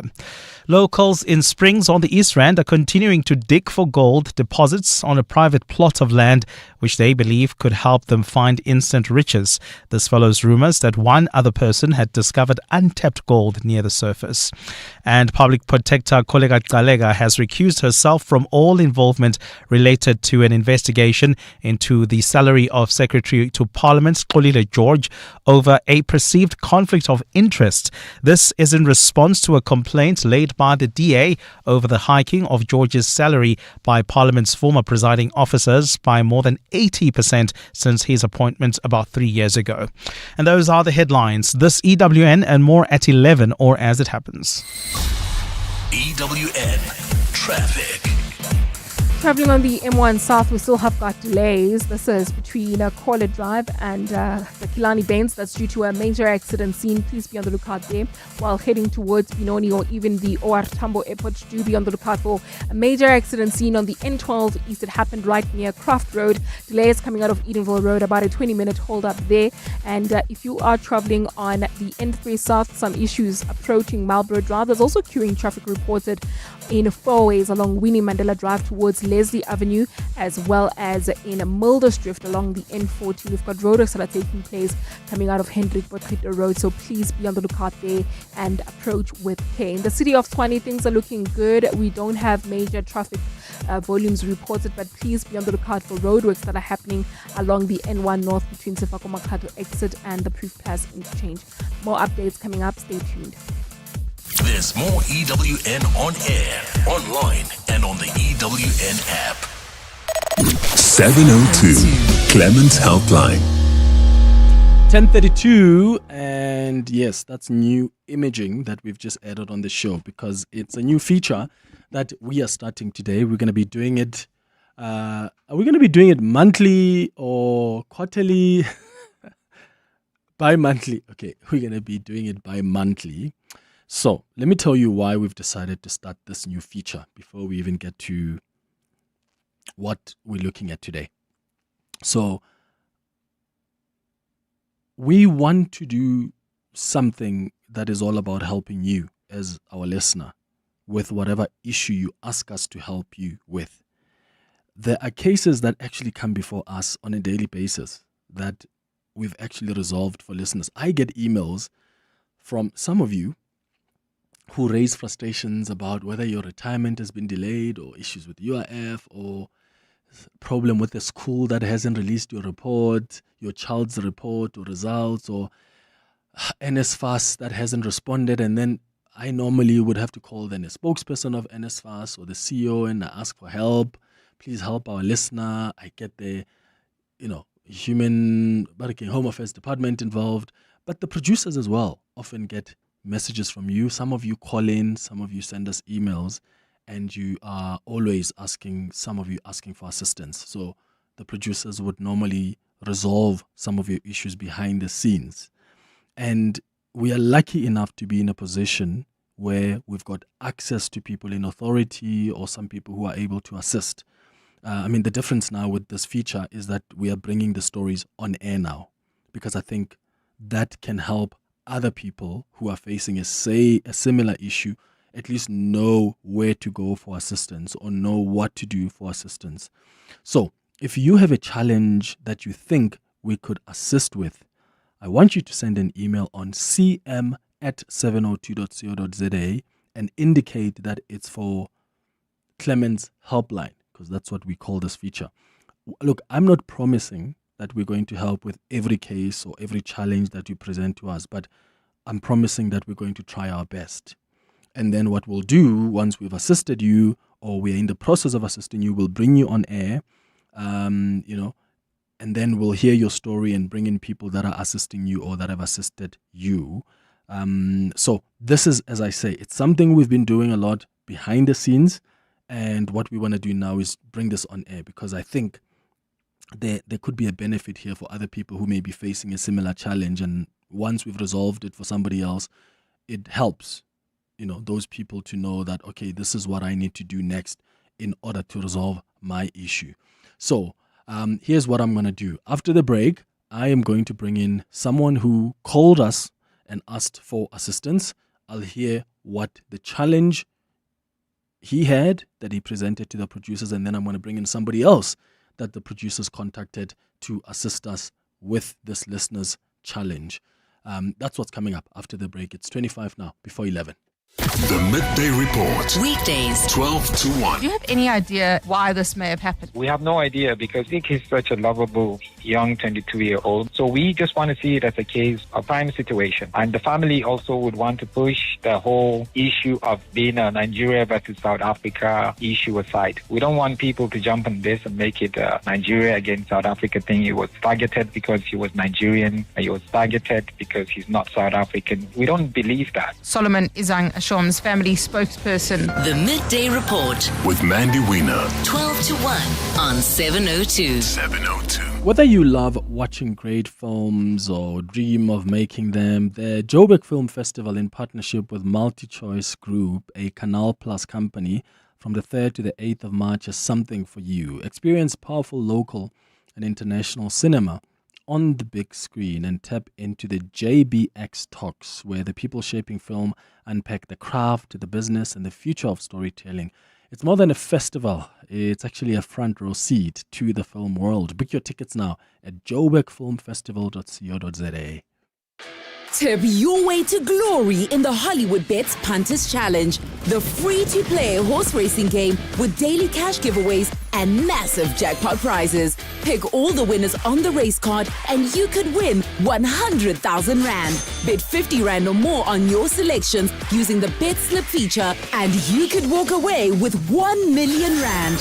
Visit punterschallenge.hollywoodbets.net today and tip your way to the top. T's and C's apply. Hollywood Sportsbook is a licensed betting operator. No persons under the age of 18 years are permitted to gamble. Winners know when to stop. South African Responsible Gambling Foundation toll-free counseling line 0800 006 008. Today's forecast is calm conditions inside your Mazda CX-5. It'll be warm, so likely your cabin chills before you even ask. Patches of scattered traffic, but with heads-up display and lane keep assist, you'll feel like you're alone on the road. Clouds this evening.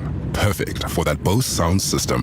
And later, skin tingles as you take that curve a little too beautifully. The feeling will find you in the Mazda CX-5. Wonder awaits. 702 Clement Helpline. It's 22 now, before 11 o'clock. Mr. Gordon is on the line to us, and he is the listener who needed help and contacted the producers, and they went on to get somebody who can help him out. So I'm going to bring him on to tell us what issue he had, and then we're going to bring in somebody who has managed to assist him thanks to the intervention of the producers of the show. Mr. Gordon, thank you so much for coming through. Good morning. Morning, Clement. Morning to your listeners. Can you hear me fine? Yes, we can hear you much clearly. So just help us understand what issue you have had and how long you've had it before you ended up calling us and asking for assistance. Okay, maybe just some background. So I've been in the corporate environment for more than 4 decades, right? And I reached our company's retirement age 2 years ago in 2022 of July. And I contracted for another 2 years. So in effect, I ended my career with them in July of 2024. So having worked for so long, I thought I'll take a break. I'll apply for UIF. And then, and then I'll go to market again to get a short-term contract. So for the record, then I finished off 31st of July 2024. I applied for UIF the first week of August 2024. I was so happy because I received a case number. I received via SMS a note saying that my case has been sent to an assessment for assessment, and that was on the 6th of August. So for the next 2 to 3 months, I received nothing. So I thought, okay, these guys must be busy, and I'm living off my savings, so no rush. I'll wait my turn. And then come month 12, I was stressing a bit, and then I chatted to a friend at the gym who advised me I must call Radio 702, and maybe they can help. So in August, I reached out August 2025, a year later, I reached out to 702.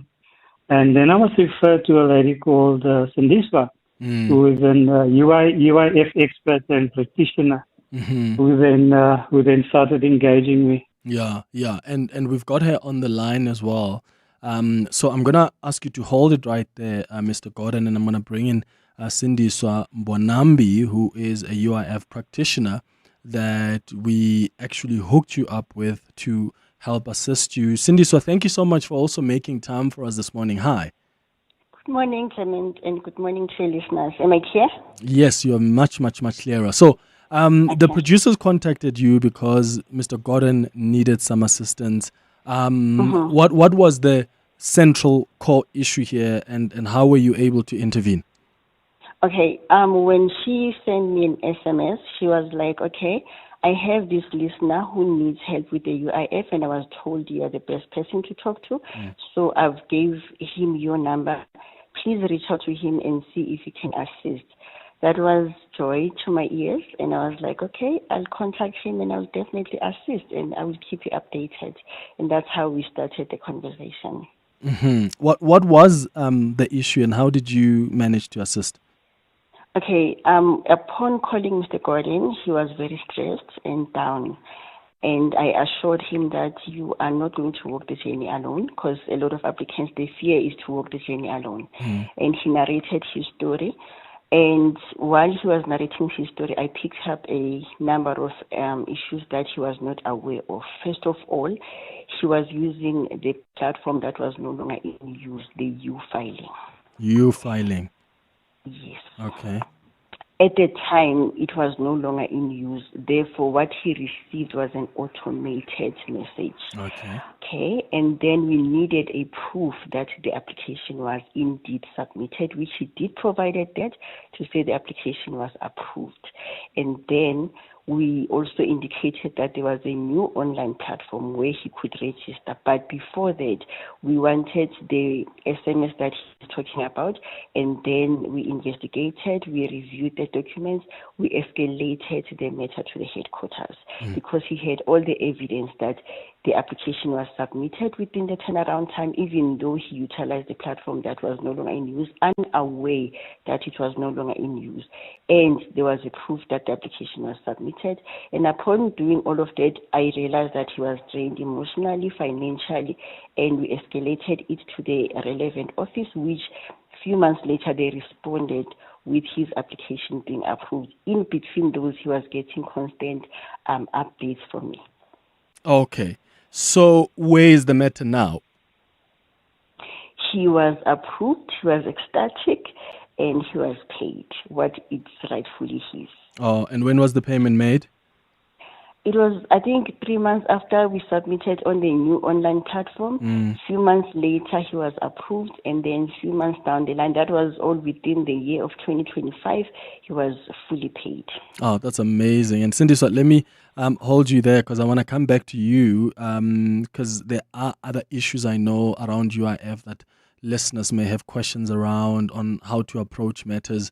But Mr. Gordon, before I let you go, how do you feel? I mean, this is something that's been stressing you out. When you contacted us, as Cindy says and confirms, you were quite drained, you were tired, you had tried almost everything, and now you've got your payment. How does that feel?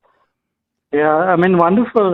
Just for the record, then payment started coming through 17 September 2025. Yeah. And then I think they paid out initial payment and then the bulk payment, obviously, to cover the entire period. I think it's important for the listeners to keep track of the engagements with the UIF call center, keep your reference number, keep the name of the person you spoke with, write down the feedback that you get. And all of that information was very helpful to Sindiswa. I kept a record from day one, because for me it was a new journey. It's the first time in 40 years I applied for UIF, and I just needed to make sure I got all my ducks in a row.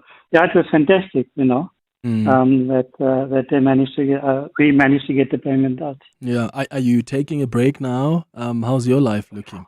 No, I've taken a break. I'm doing a lot of maintenance around the house. Okay. So I'm in the market for a short-term contract. I've been in IT for more than 4 decades. So okay. I'm just looking for a short-term contract. That's it, nothing All right. permanent.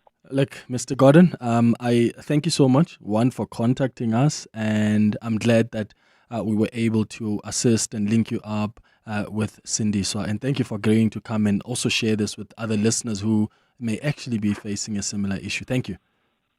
Thank you, Clement. Thank you, everyone. Bye. Thank you. That's Mr. Gordon. This is the listener who had contacted us asking for help. I want to keep Cindy off for a bit because there are some listeners that are sort of facing a similar issue, and that's precisely why we're doing this feature, the Clement's Helpline, is because we want to try and see if what we are assisting one person with could very well be you could find a solution to an issue that you have faced, which is similar to the person who's contacted us. So I see some of you are saying that you are facing an almost similar situation. So I want to take advantage of Cindy to see if she can respond to some of the questions, or at the very least, we can link you guys up, knowing, of course, that sometimes these are services that you have to pay for. We do the little that we can, at least assist one person and provide you with information on how you can also get some assistance. So after the break, I'm going to take some of your messages, some of your WhatsApps, responding to what Mr. Gordon had to say, or maybe you've got a question around a similar matter around the UIF or something different, the frustrations you've had. Give us a call on 011-883-0702 or send a WhatsApp on 072-702-1702. Bongani Bingwa, 702 Breakfast. Weekday mornings, 6 to 9. You've been mayor before. Looking at how you left the city and what has happened to it since, what's your impression? Very, very sad state of affairs. I'm personally warning all the cadres who are occupying positions because of their close proximity to the politicians. In the event Action SA takes over, they must run. How much does the entry of Helen Zille into this race complicate things for you? Makes it easy, actually, because when she looks at me, she doesn't see a 66-year man, she sees a boy. What should residents of Johannesburg bear in mind about Herman Mashaba between now and the time they have to make their X? Just remember that you have someone who cannot really be bought. Bongani Bingwa, 6 to 9. On 702. Growing a business is a 24/7 job. In fact, 55% of small business owners say they can never switch off. Usually it's personal moments like missed date nights and long overdue holidays that pay the price. Zero wants to help you claim one back with an emotional tax return. To enter, share a moment you missed while growing your business on Instagram stories and tag @zero, spelled with an X. Competition ends on the 22nd of March. T's and C's apply. Make 2026 the year of venturing further in the Tank 300 with its 5-star luxury cabin and powerful 2.4 turbo diesel engine. The Tank 300 is built for the scenic route and is available from only $7,399 per month. Visit gwm.co.za for T's and C's and to book a test drive. GWM, go with more. Brought to you by GWM Finance, a division of Westbank, an authorized financial services and registered credit provider. Let's be honest, Africa could be doing way better, but complaining won't change anything. Getting involved will. If you care about Africa's future and want to be part of something that disrupts the status quo, then this is for you. Download the Our Platform app, which focuses on problem solving, global competitiveness, and self-love. Africa is changing the narrative. Don't get left behind. Download Our Platform. Say hello to the new look Africa. 702 Clement's Helpline. 10 minutes before 11 o'clock, it's the helpline, and we've just spoken to Mr. Gordon, who contacted us asking for some assistance with his UIF. The producers got him in touch with someone who was gracious enough to assist us free of charge. Cindy Bonambi, who is on the line to us now, and she intervened, and then within about 3 months, Mr. Gordon got his payment. Of course, we're not going to be able to assist everybody, but my hope with this feature is that when someone has a challenge and we can bring them on air, they explain it, and whoever has assisted them or how we've assisted them, we explain that that is going to help somebody else who's facing a similar situation. So I still have Cindy Bonambi, who is a UIF practitioner, on the line, and I want to take some calls from some of you who almost have a similar issue. just like Mr. Gordon. So let's start with you, Mapula. You're calling us from Johannesburg. Good morning. Morning, Clement. How are you? I'm okay. How are you doing? I'm good, thank you. Sure. Thank you so much for inviting us in this one. I have an issue. Yeah. My colleague and I both went on early retirement at the end of December. On the 23rd of December, we both applied for UIF online, right? His application has been approved. Mine hasn't. When I contacted UIF, I was told that I need to reapply, which I did. And then last night, I checked again. It has once again been rejected. So I don't understand. So when I spoke to someone, because I had to phone them as well, this guy tells me that I need to go to the UIF offices. And we were told that we cannot go and apply there. We have to do it online. Hence, I called 702 asking for assistance, please. So, what website did you apply on, Mapula? Was it U-Filing? Yes, the U-Filing website. That's where I went. Oh, okay. And then you did this last month. In December. Last month, on the 23rd, and I got a confirmation that my application has been submitted, and I kept checking, and eventually I got notification that it has been rejected. I phoned UIF, and they told me that I need to reapply, which I did. Okay. Yesterday evening, I checked again. It has been rejected the second time around. I don't understand because we both applied. Yeah. Same day, same time. His went through, mine was rejected. Okay, cool. Thank you for just summarizing it for us, Cindy. So, Mapula. Cindy, so let me bring you in here. Is this a regular problem you come across as a UIF practitioner? Because she says, I applied on the website, I got a confirmation that it was submitted, but it was declined, and they told her to reapply. It is a very common issue that I usually face on the ground, and it's not an isolated one. I'll have to clarify with the online. A lot of applicants still use the word U-Filing. U-Filing is no longer in use. They're using a new online. Now let's go to the applications that were submitted at the same time. And one is approved and the other one is rejected. The rejected one is not a denial, it's a rejected one. This is where I come in with the services that I offer to say, when you submit the applications, they go to the system and then they get allocated to various assessors. They are not being sent to the same assessor. So you'll find that the one of a colleague X was sent to assessor B and hers was sent to assessor D. What is on the inbox of the assessor D differs from what is on the inbox of assessor A. And the assessor A will do it quickly and approve everything meets the requirement. And this one, there might be an error on the documentation. Again, there is a service that I offer. I review documents to check if everything meets the UIF requirement. Oh, I see. Now, when they say, which is a miscommunication, I prefer they use the word resubmit the updated supporting documents versus resubmit an application altogether, because it tends to confuse a lot of applicants when it gets there. All right. What we'll do, Mapula, I'm going to put you back to the producers and we'll share Cindy Swa's contacts, and maybe you can just get her services and get some assistance there. Nomalanga, you are calling from Johannesburg. Good morning. Hi, Clement. Good morning. Sure. And to your guest. Yes, I worked for Old Mutual for over 18 years or so. So when I reach retirement, normal retirement, they gave me some form to go and submit at UIF. But my question is, how come they don't give me my whole lump sum of what I was contributing plus that of the employer? They give me monthly for 12 months, and I still have to go and fill some forms. And every month I have to drive there and get my pay. I don't understand how come, because I'm no longer going to work because I've reached my normal retirement. So you get it in stipends. You didn't get a lump sum. And then does it get deposited into your account, or you constantly have to? Oh, I see. Yes.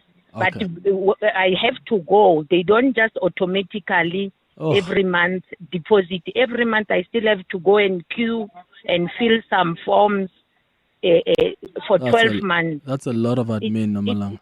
Yes, and for an elderly person. That's a lot. Thank you for calling. Hold up. Cindy, so what could be the issue here? Why not a lump sum? And I mean, if the money is going to be deposited, must you go every month and fill in these forms? Okay, let's address that one first. The UIF, how they work is you have to more like submit a request for payment to say I'm still unemployed, because every payment is being verified.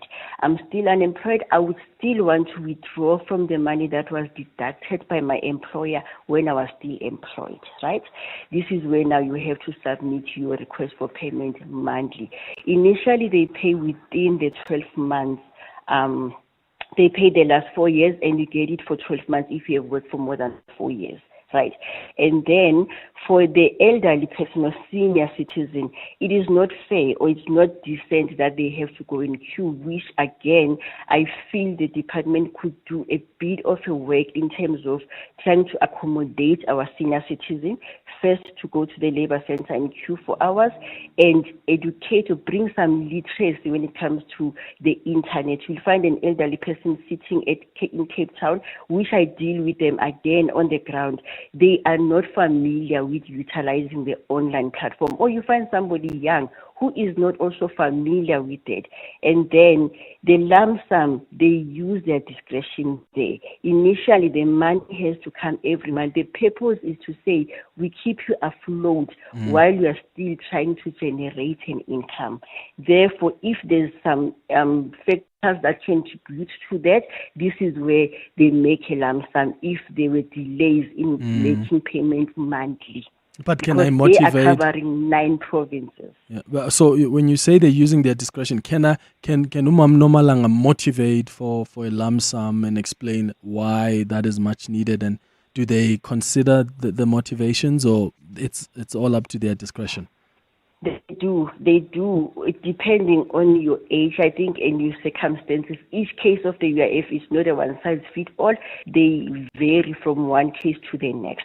So sometimes they listen to your query, and if it meets the requirement and they feel it's something that we can work on, they will give you a lump sum. I had a client who was recently paid a lump sum, I think a few days ago. She's a senior citizen as well. So I think they can try and accommodate the seniors versus the young ones, to say these ones are very quick on the entry with regards to the internet, and these ones are the seniors. They are not familiar utilizing the online platforms. Okay, perfect. Cindy, thank you. But Mam Nomalanga in Johannesburg, I'm putting you back to Zintle and we're going to try link you up with Cindy to see if you can get assisted. But yeah, Cindy, I really appreciate you. Thank you so much for being gracious enough when we needed your help. And you said, I will do that. And you helped Mr. Gordon free of charge. And I hope there are more people that can come to you, because you offer this service at a minor charge. So some people can come to you for assistance who are really frustrated. So thank you. Thank you for making time for us. Cindy Bonambi is a UIF practitioner. Pedal Power Association proudly supports the Cape Town Cycle Tour. And it's more than just a ride, as every entry helps change a life. Proceeds from the race are donated to communities in need, opening doors to education, work and independence. And for every 20 cyclists who enter from Jozi, 1 bicycle is donated to a community in need. So when you pedal, you're not just riding for yourself, you're helping communities move forward. Go to capetowncycletour.com, proudly supported by Prime Media Cares. When your business needs strength, reliability and serious capability, look no further than the Peugeot Professional Pickup range, built tough for South African conditions. Peugeot pickups are engineered for fleets, professionals, and the agricultural heroes who keep this country moving. From rugged load capacity to fuel-efficient performance, those pickups actually work as hard as you do. Whether you're building, delivering, or farming, Peugeot has a model that's ready for the job. Visit your nearest Peugeot dealership today and power your business with the confidence of Peugeot Professional. Lend Trek. It's pretty, but tough. Psst. Hey, no longer feeling like the man you used to be? The man who introduces himself and people say, I know.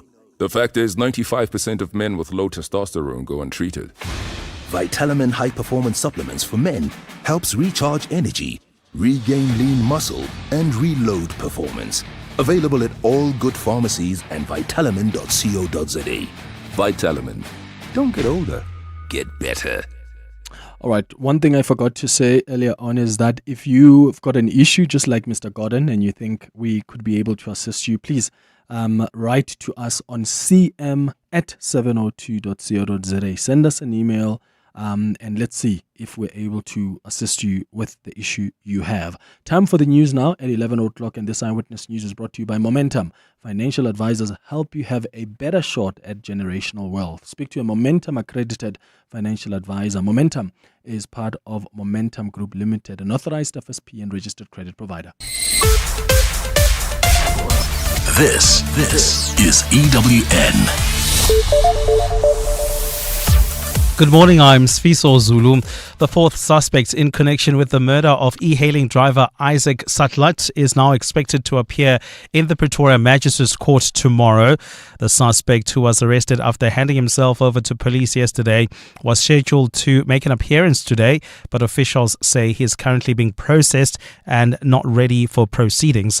Satlat was murdered by passengers who had requested a ride on the Bolt service last Wednesday in Pretoria West. A criminologist says while the SANDF deployment to gang-infested areas will bring welcome relief to communities gripped by fear, it's not a long-term solution. Last week, President Cyril Ramaphosa announced the army would be deployed in Gauteng and the Western Cape to assist police in gang-riddled areas. The president's announcement comes as various communities continue to experience a surge in gang violence, which has left hundreds of people dead in the last year. Carlo Peterson reports. Gang expert Professor Irvin Kinnes says he's not in support of the SANDF being deployed to gang hotspots in the Western Cape and Gauteng. It's a temporary measure. The longer term thing is for professional police officers to be brought into teams to systemically and systematically work in these gang areas over a longer period of time. Kinnes says a report on the SANDF's previous deployment shows there was a decrease in murders in the month of July 2019 when the army arrived, but no significant decrease during the 8-month deployment.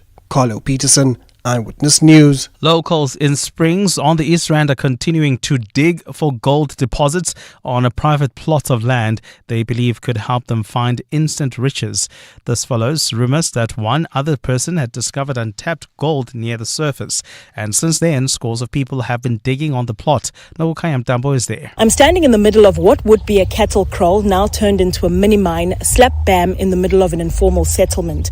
The owner of this particular plot charges 20 rands for entry for those who wish to mine for gold. The plot is the size of about 2 soccer fields, and just looking out across, I can hardly count the number of holes now dug by the locals hoping to strike gold. There are at least 30 people here for now, the early birds who hope to catch the gold, because I'm told much later larger numbers are expected throughout the course of the day. Some are illegal miners by trade, while others are novices, unclear what exactly it is that they're looking for. After loading several buckets onto a bakkie, they all make their way to a nearby river to sift the waste from any gold that may be present. Those that have been lucky say they've sold it off and earned at least 3,000 rands at a time. Nogukanya Mtambo, Eyewitness News in Springs in the East Rand. Public Protector Koleka Galega has recused herself from all involvement related to an investigation into the salary of Secretary to Parliament, Xolile George, over a perceived conflict of interest. This is in response to a complaint laid by the DA over the hiking of George's salary by Parliament's former presiding officers by more than 80% since his appointment 3 years ago. But it remains unclear whether George has also declared a similar conflict to Speaker Tawatidiza, who says she's leaving it up to the Public Protector's Office to handle. Lindsay Dentlinka reports. In a letter to the DA Chief Whip, George Mikalakis, Public Protector Koleka Kaleka says she immediately informed the Chief Operations Officer and the Head of Legal Services in her office of what she says are a conflict between her personal interests and her official duties.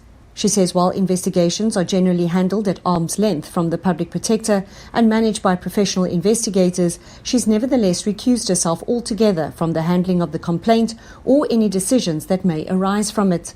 The investigation will be overseen by the new Deputy Public Protector, Dinky Dube.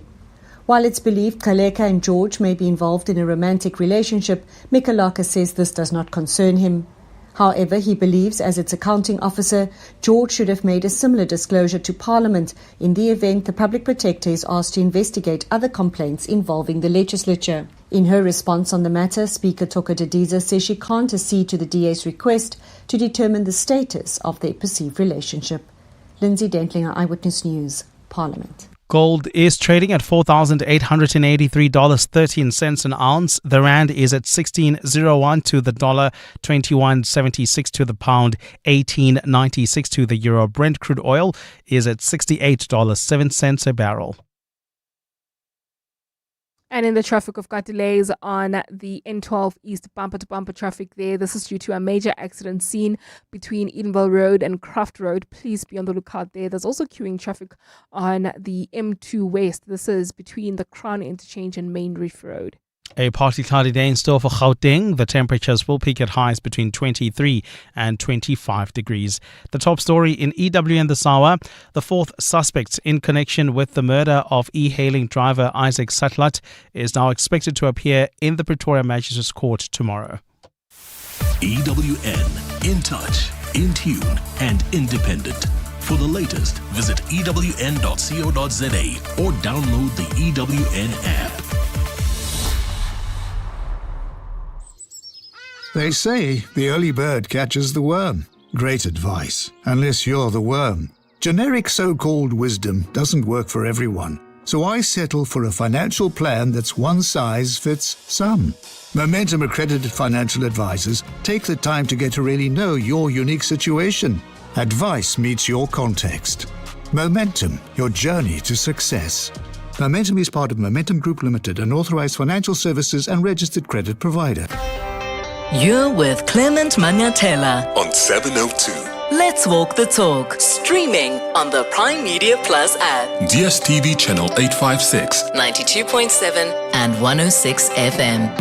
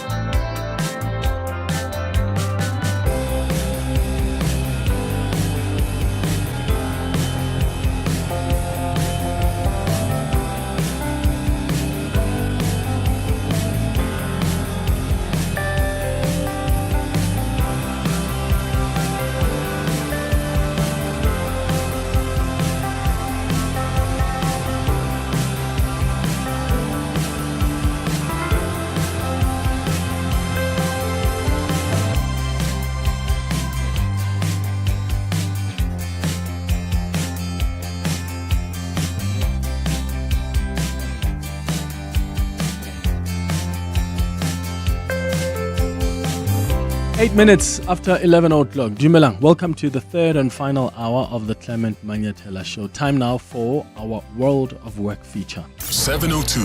World of Work. Do you have good colleagues in your workplace? Today we're talking about the impact of having good colleagues like us in the workplace. Because workplaces aren't just about projects, about deliverables and KPIs. They're about people. And the right good colleagues actually can challenge you, because that having good colleagues or colleagues you get along with doesn't necessarily mean that there is no challenging of each other's ideas. In fact, the right colleagues will challenge you. They keep you accountable. They make tough days bearable. So they can shape not just productivity in that workplace, but the very culture of that place in ways that often go unnoticed until they're actually missing. So, do you have a good colleague in your workplace? How have you been impacted by them? How has that impacted you? I know we always talk about terrible things about workplaces, but there are sometimes good things that come out of the workplace, and one of those good things are people. So do you have And maybe it's your job, your boss. Maybe it's your manager. Maybe it's your teammate. These are people that help you face the unbearable days at work. These are people that when you don't feel like work, but you look forward to it because you're excited that you're going to see people like them. These are people you enjoy working on a project with because they inspire you. Do you have such people in the workplace, and how have they impacted you and your relation with your work? Give us a call on 011-883-0702. The WhatsApp line is 072-7021-702. Lauren Clark is the head of people at Mint Group, who's going to guide us through this chat. Lauren, thanks for making time. Good morning. Hi, Clement. How are you? I'm okay. I've just been thinking about how many times, especially on this feature, we normally talk about what is wrong with the workplace, but there are actually other things that are good about the workplace. And one of those are people. When you're lucky enough to work with good people who challenge you, who hold you accountable, who make the tough days bearable. So I want us to start there. Why is it important to actually just acknowledge and appreciate that? So I think, the very first thing we should acknowledge is that we're working 40-hour plus weeks with the 40-hour plus weeks during the week together. So these are people that you spend a lot of your time with. And therefore, they're going to be influencing your energy, your headspace, and that type of thing. So to be surrounded by positive, engaged, passionate colleagues is a massive advantage to being your best self in the workplace. And if you've got people that you enjoy working with, we often talk about culture is not a culture is a feeling, and it's that Sunday night feeling. How do you feel about coming to work on Monday? And a big part of that feeling is how do you feel about coming to work and seeing the people you work with?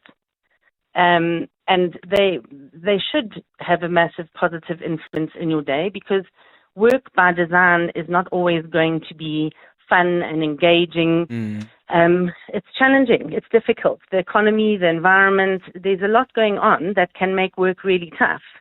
But if you've got people that you really enjoy working with, they have your back, they're encouraging, they're supportive, and they are dependable, trustworthy, then you can overcome those challenges together.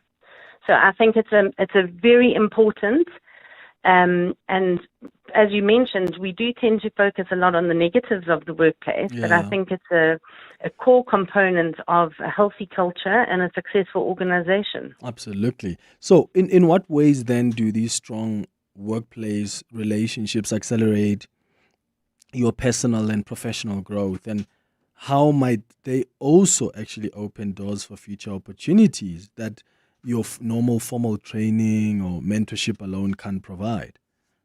Yes. So I think the very first thing is these friendships are forged with a common purpose. So you are working in an environment that has a goal and a purpose, your mission and vision statement, etc. So much like being part of a sports team, there's a common purpose. Why are we all here? And in a healthy culture where you've got people that reflect and share the values of the organization, there's a reduced amount of negative conflict. So I think immediately you are with people that you are aligned with.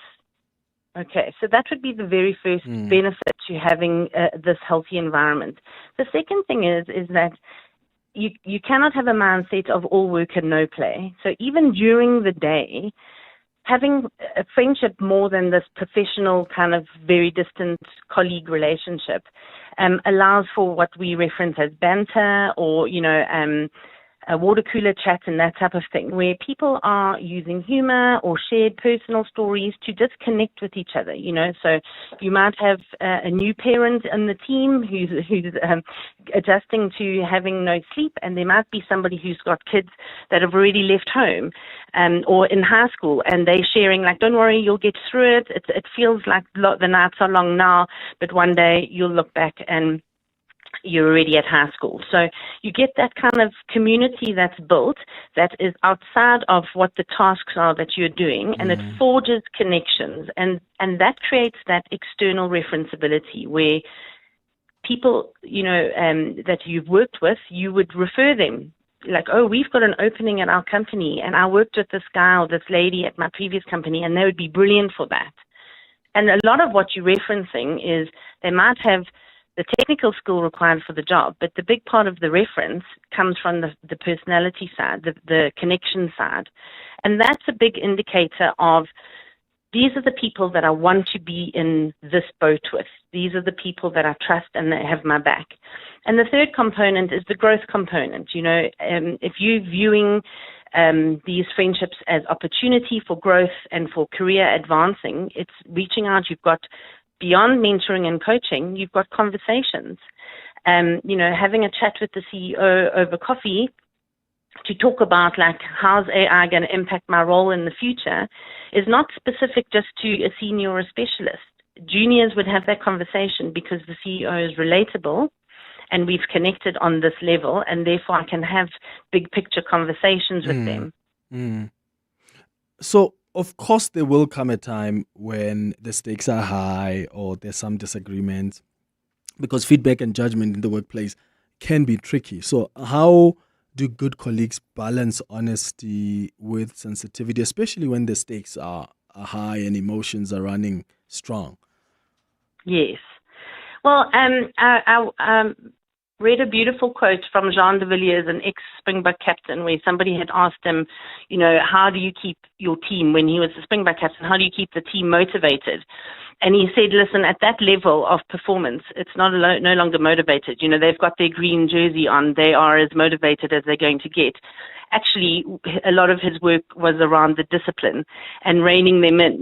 When passions run high, when emotions run high, and wayward thumbs and various things are happening on the field, that's where he steps in as the leader. And I think that's really true in the scenario you're talking about, where you've got people who've crossed over from being just formal colleagues to being friends and having that level of relationship.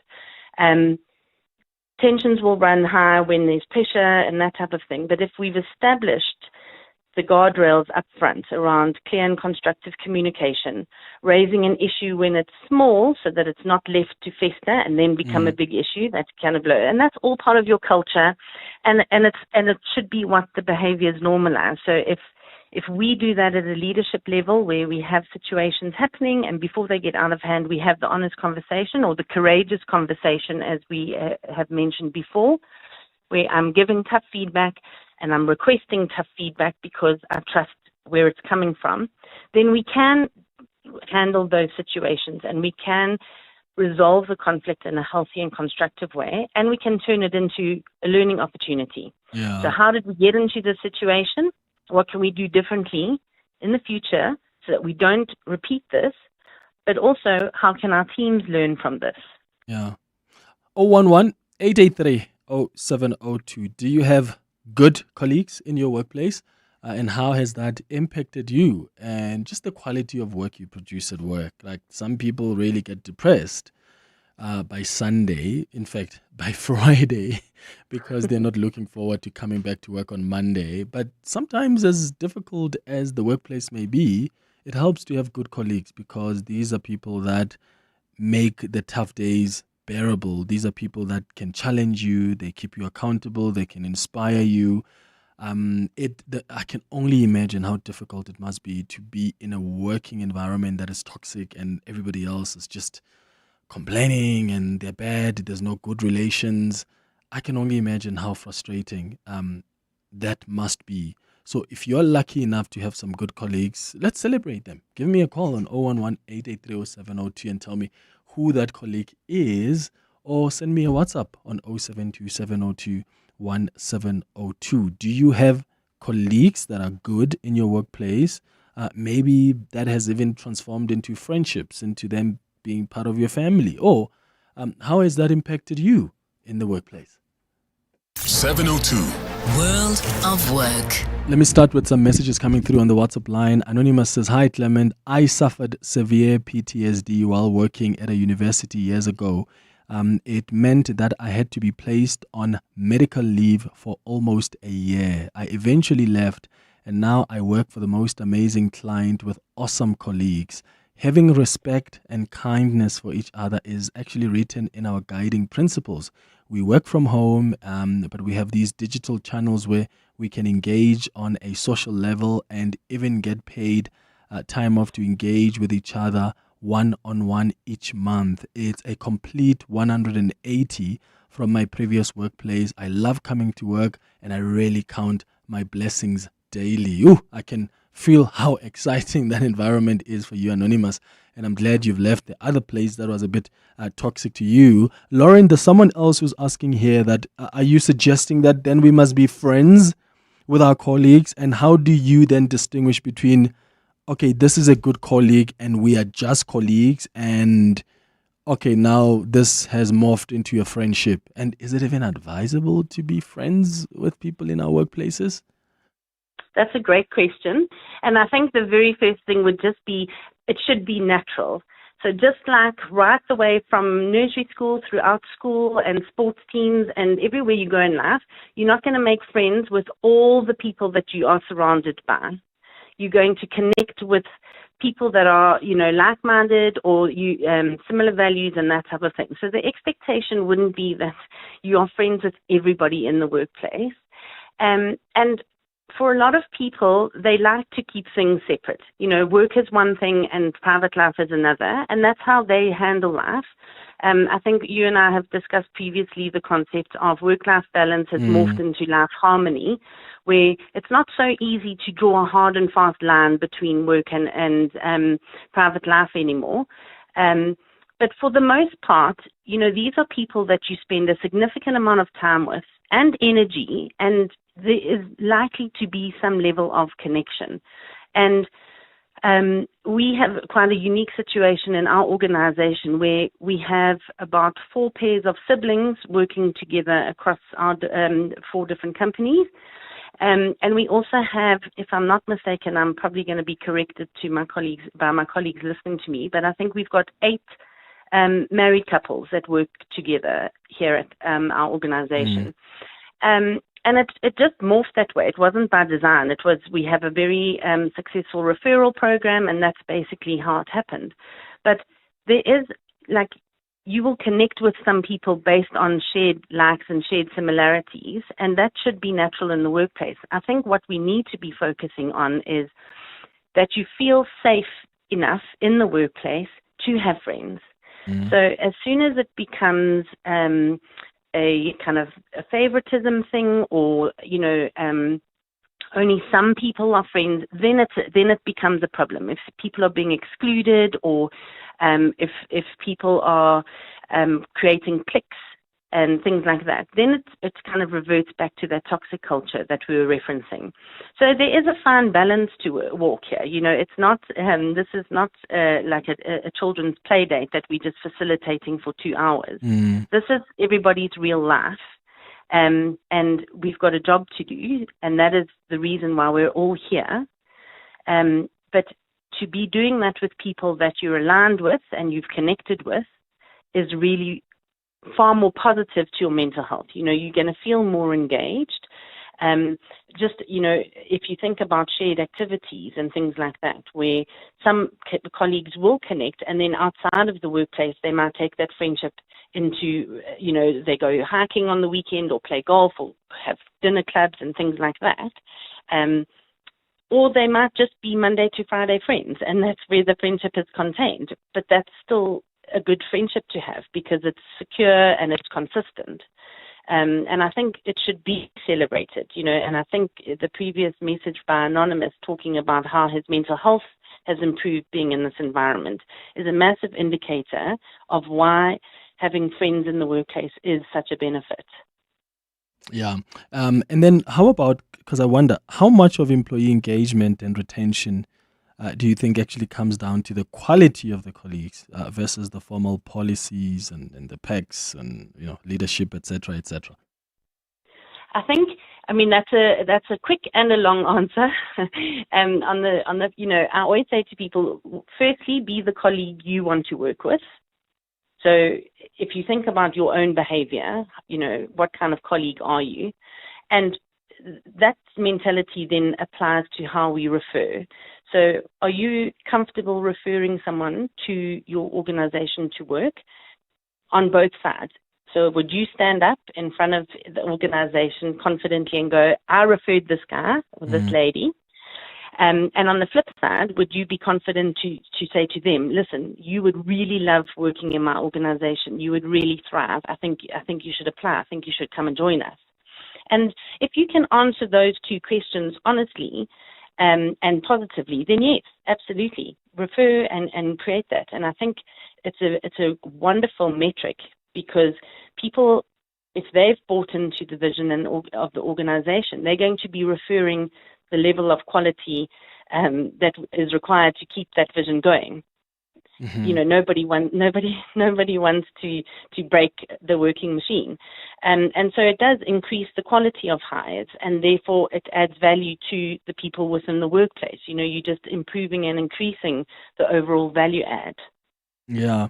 So we often talk about, toxic workplaces or toxic colleagues that are often cited as a major stressor. How do the effects of good colleagues then counteract that? And are there ways organizations can strategically cultivate the former while mitigating the latter? So I think the issue with any kind of toxic person is, if you take a glass of water and it's all nice and clear and you drop one drop of ink in there, it doesn't matter how small that drop of ink was, that water will always have ink in it. And that's the problem with toxic colleagues, is they bring just a small amount, but it can infiltrate everywhere. And so it's really important for organizations to drive the positives of their culture, to really invest and engage with the elements of the culture that they want to replicate, that they want to kind of use as part of the talent retention and talent attraction components. Okay, and that comes down to the people within the organization. They become the champions of that culture, so that you are not allowing space for any level of toxic behavior to thrive or to just take hold. And a lot of the times in strong culture organizations, there is an element of self-correction, team correction, where somebody who brings in an element of toxic behavior will be self-corrected by the rest of the team because they won't tolerate that behavior.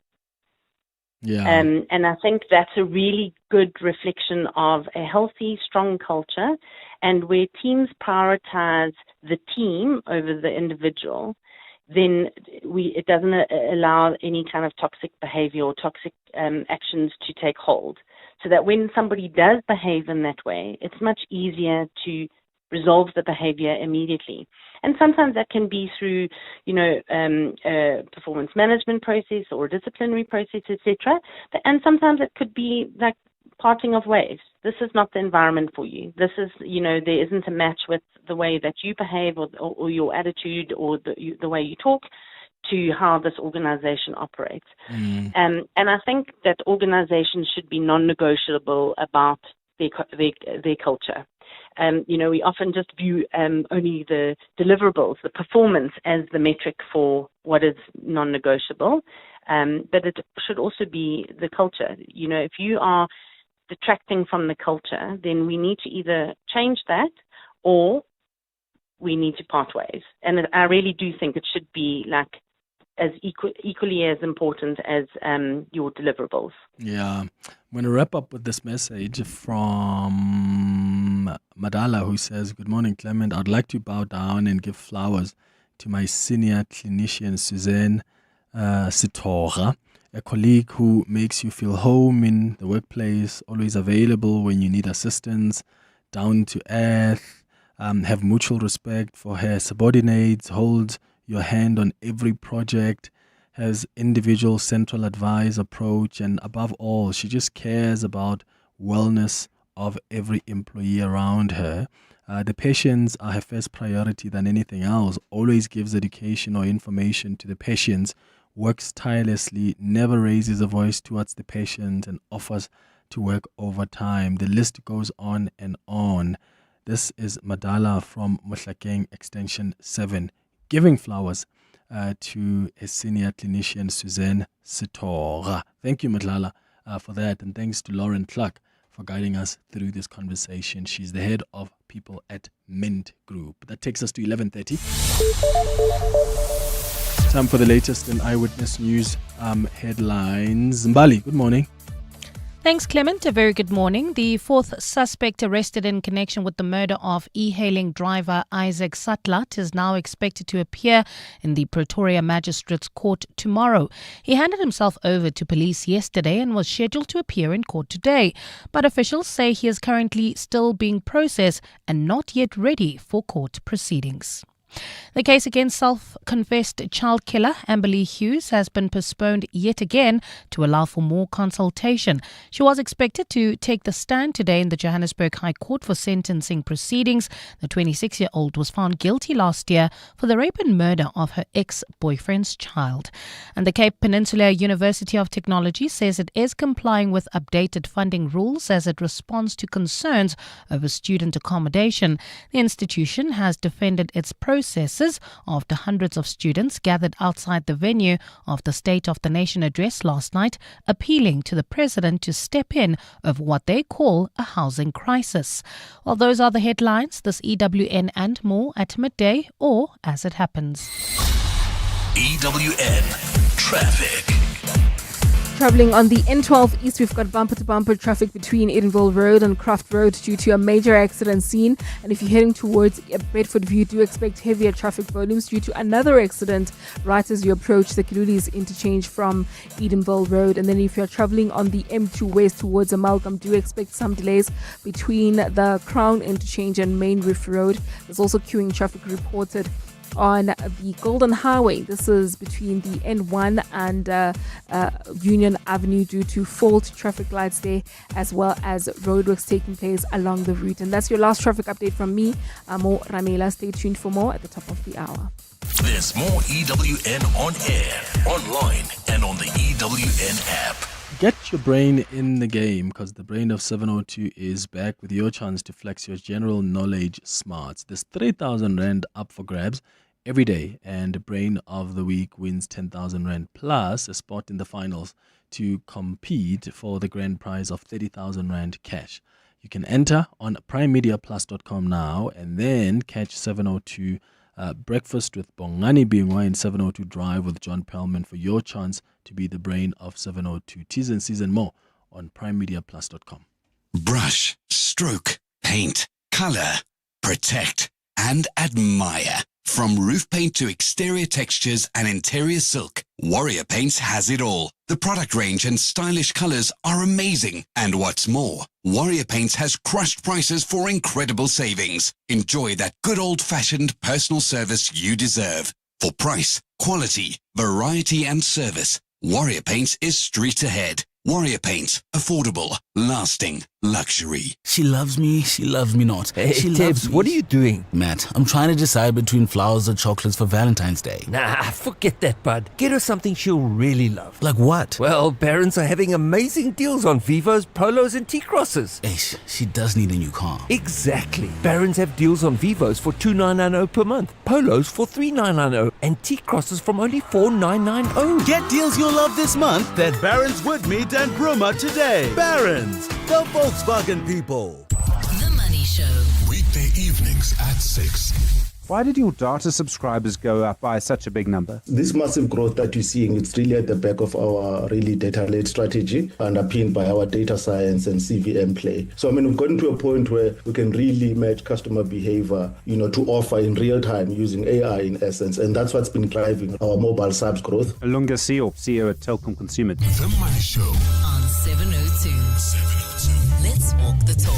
The Money Show, Stephen Curtis, is brought to you by ABSA CIB. Invested in your story, because your story matters. ABSA is an authorized FSP and registered credit provider. 702. Health and Wellness. 25 minutes before 12 o'clock. On our Health and Wellness feature this morning, we're discussing the benefits and dangers of using peptides. Have you ever heard of peptides? Everywhere you look these days, People are talking about peptides, those tiny little molecules that are suddenly being hailed as a secret weapon against aging, against muscle loss, slow recovery, even brain fog. I mean, there are some people who swear that they are actually the future of health and performance. But you've got other people who are warning that they are a little like playing with fire if you don't really know what you're doing. So today we're delving into the world of peptides, what they actually do in the body, why people are so excited about them, and just as importantly, the risks and benefits of using them. I once attended, this was in December last year, I attended a pool party in Cape Town. A friend of mine invites me, and I get to the place, and there were not a lot of people, but the majority of people there were older than me, in that they are in their 40s, some are in their 50s, but they didn't look like they're in their 40s, and some in their 60s, in fact. And I remember someone coming to me and joking, because every single person I was engaging with was like, I'm like, how old are you? And she'd say, I'm 56 or I'm 60. I was like, no ways, you're not. And then the next thing, someone comes and whispers to me and says, yo, the reason these people look so young is because they're on peptides, almost all of them. And I was like, what is that? It was the first time I ever even heard of it. And then I started reading about it, and I thought we should actually do something about it and get some more information about what these things are, and do they work, do they not, and what are the risks associated with them. So we've invited Dr. Judy Pretorius, who is a biomedical scientist and product development specialist, joining us on the line. Dr. Pretorius, thank you for making time for us. Really appreciate it. Good morning. Good morning, and good morning to all the listeners, the useful listeners. Yeah, true. So, I mean, I found out about this, Dr. Pretorius, as I just said now, in December when I was at this pool party and everybody looked gorgeous, like 65-year-old women were looking like they're 36. And then I find out, a lot of them are actually on peptides, and that's when I started reading about it. First of all, how popular is it? Like, do people know about it, and what do they mostly use it for? Let me tell you, if we can find that one thing in life that can keep us looking younger for so much longer, we will spend a lot of money and a lot of time, embracing it and exposing ourselves to it. So yes, peptides, whether we apply it on our skin, whether we apply it on our scalp, whether we even take it in orally, is really something that in these days, we can go make peptides in a lab environment and expose people to it. And it really makes a remarkable difference. And I know you said early on there are some pitfalls as well, but at this point, there are more perks than anything else. Okay, maybe let's start with just let's lay the foundation by explaining to listeners who may not know what it is. So when we talk about peptides, what are they, and what do they actually do to the body, whatever they are? Okay, so I'm going to explain it in layman's terms or colloquial language as much as I possibly can. I would like our listeners to imagine the following. The human body is nothing other than a factory that produces a whole lot of amino acids the whole time. So inside every single cell in our body, whether it's a brain cell, a skin cell, a liver cell, a kidney cell, a muscle cell, there is what we call a nucleus where our DNA sits. And the DNA is basically the cookbook, that contains all the recipes to design proteins that's very healthy for our skin, very healthy for our hair, our muscles, our hormones, and even healing when we get injured.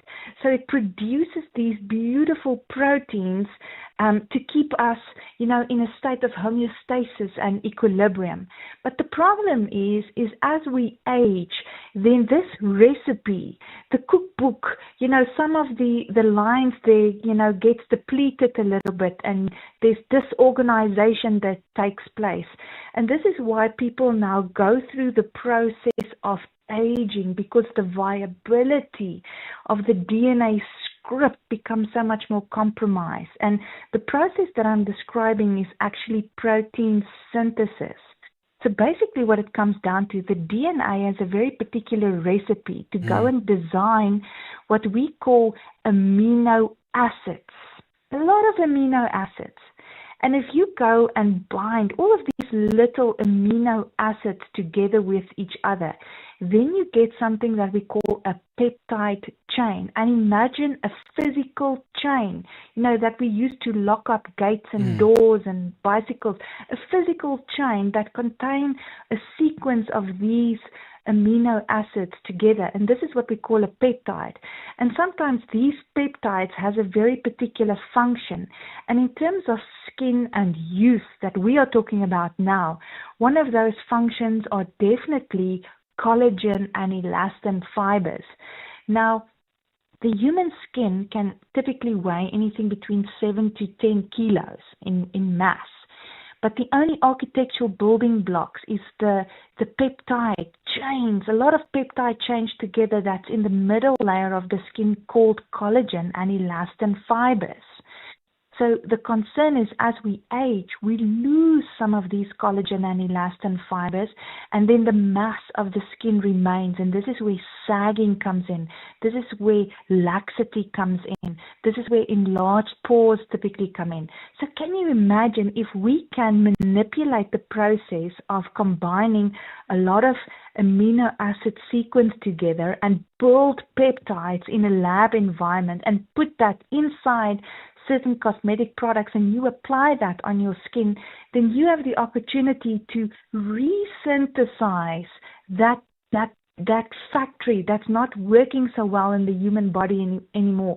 So you can actually give some more nourishment to the skin and even some other organs as well, and provide the necessary building blocks so that synthesis that's kind of struggling a little bit to function and operate now just functions at a much more amplified state. Yeah. So it's basically getting in external help, but I'm telling you, it works.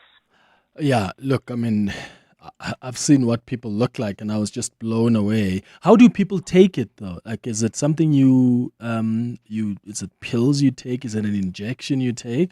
How does it work? It can be a combination of both, and usually when it comes to, let's call it the aesthetic industry, it's definitely going to be a combination of three things, actually. The first thing is a systemic supplement, and sometimes we even refer to it as a collagen drink that we can drink that's usually mixed with all of these little amino acid combinations and peptides. And remember, amino acids are just the building blocks to build a peptide.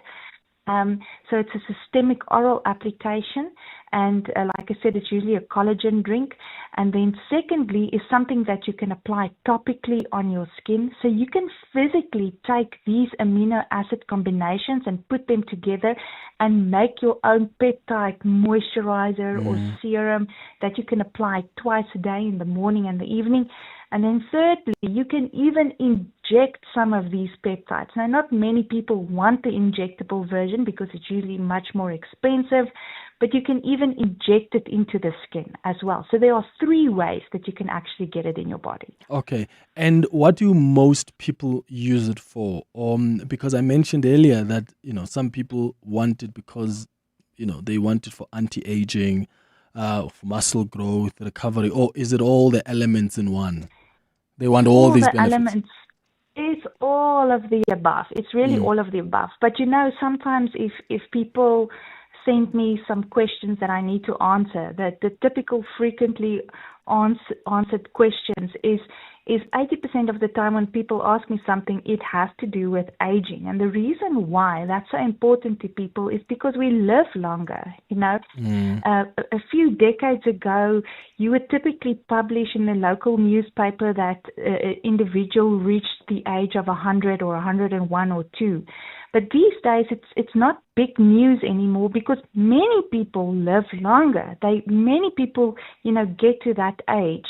And the reason why aging is so important is because, yes, we live longer, and we don't want, this sagging to take place. We don't necessarily want to take a new picture for our ID card or our passport and so on. It's the same person, but we look so much different.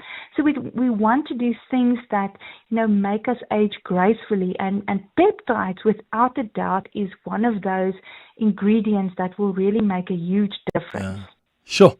A lot of people are already asking questions about these peptides, Dr. Pretoria. So I'm going to take a break. And when we come back, I want to give our listeners a chance to ask questions. Do you have any question about peptides? Have you heard about them? Are you at all concerned? Have you tried? I'd like to hear from people who've tried it as well.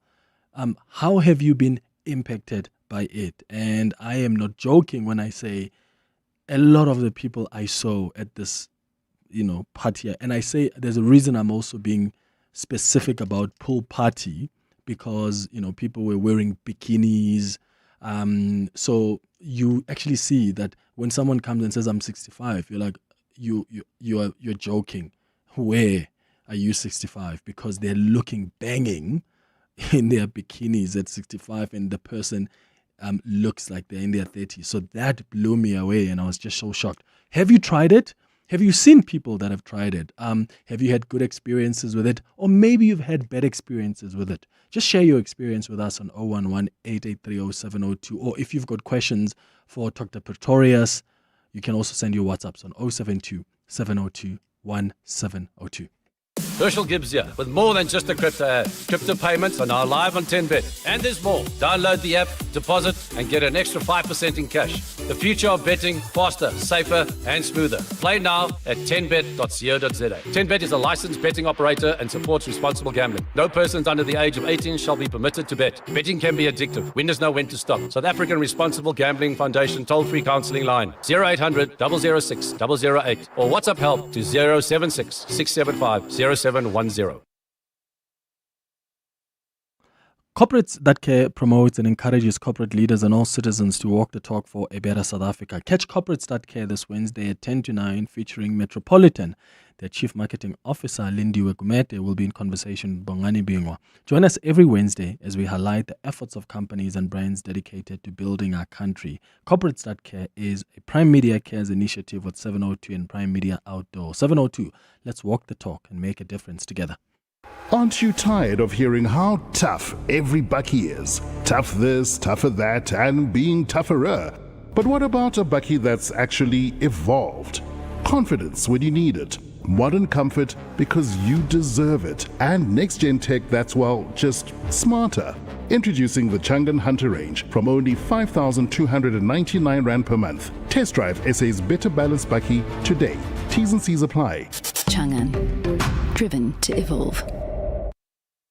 Gauteng is South Africa's economic powerhouse, contributing 34% of the national GDP and driving 60% of the country's exports to the continent. Today on 702 Drive, John Perlman speaks to the GGDA's Muzima Tema as the 2026 Gauteng Investment Conference launches at the Johannesburg Stock Exchange. So we'll unpack how GIS 2026 plans to convert over 312 billion rand in investment pledges into shovel-ready projects that create jobs and accelerate inclusive growth. So don't miss 702 Drive with John Perlman 3 to 6 p.m. in conversation with the Gauteng Growth and Development Agency, turning investment into impact. The 2026 Gauteng Investment Conference on 702.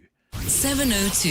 Health and wellness. It's going up to 10 minutes now before 12 o'clock. I want to give you an opportunity to ask Dr. Pretorius questions about peptides. She's sort of given us and laid the foundation for what they are and the kind of impact they have on your body, the benefits. If you've got questions or you want to share your experiences with us, please keep your WhatsApp voice notes coming. Let's start there. Mamelo, I'll start with your call in a moment. Hey Clement, great show on peptides. They do work. I'm on them myself. But I think just like with any supplementation, we need to be careful of snake oil companies that would, now that there's a hype on anything else, you find those other companies that will try and, especially in environments that are not very well regulated, where people will come and just claim, anything without any proof or, no functional dosages in the products that they sell. This is Simon in the report. Thank you. Hi, Clement. Great show as always. Just a quick question to your guest quickly. What are the long-term effects of these peptides to a human body? Thanks. Thank you so much. Let's go to Dr. Pretorius before I bring in some more questions. The first, voice note, it's someone who shares that they are on peptides, but he's warning other listeners to be careful because, there are companies out there that can scam you. You can comment on that. And of course, the second question around any long-term effects that we're aware of? Okay, so with regards to the first comment that was made, it is 100% true, and any consumer should be very, very careful. When it comes to the cosmetic industry, it's a fairly unregulated industry. So what this means, the barrier to enter the market into the cosmetic industry is very easy. Like people can make skincare in their garage, or in a kitchen, and then you get other companies that actually manufacture skincare products or cosmetic products in a clinical environment, clean room environment, accredited environment. So the consumer must try to do some form of homework on a company to see whether they make claims that can be backed, with clinical proof. And also Google those companies, go on their website to see whether they have some form of ISO accreditation. Is there some form of a statutory authority in South Africa, very particularly SAPRA, the South African Health Product Regulatory Authority, that governs these facilities and companies? Because these statutory authorities are quite strict, they want to make sure that before you send out a product to the consumers, that it's safe, that it's of a high quality, and it's obviously effective as well. So yes, it's true. A majority, and I'm talking about a huge majority of products out there, cosmetic products and even supplements, are unregulated. So nobody can really prove the quality and the quantity of these ingredients. Yeah.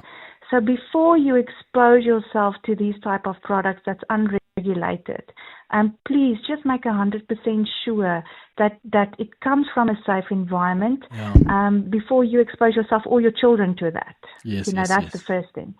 The second question is, does it have any long-term side effects?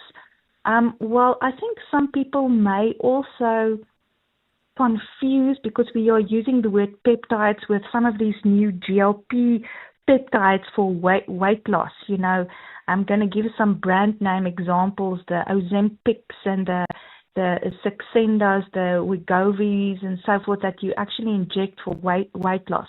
So yes, if there's some scripted peptides that you have to inject into your body for weight loss purposes, yes, there's been proven side effects, like pancreatitis, nausea, headaches, even blindness now. But these are more the scripted peptides. But the over-the-counter peptides that we are referring to, that's more for use and so forth, definitely doesn't have really bad side effects. So people can just relax about that. It's very good for you, and it will definitely help with its youthful appearance. All right, let's go to some more calls on WhatsApp. So Mamelo, you are calling us from Bryanston. Good morning.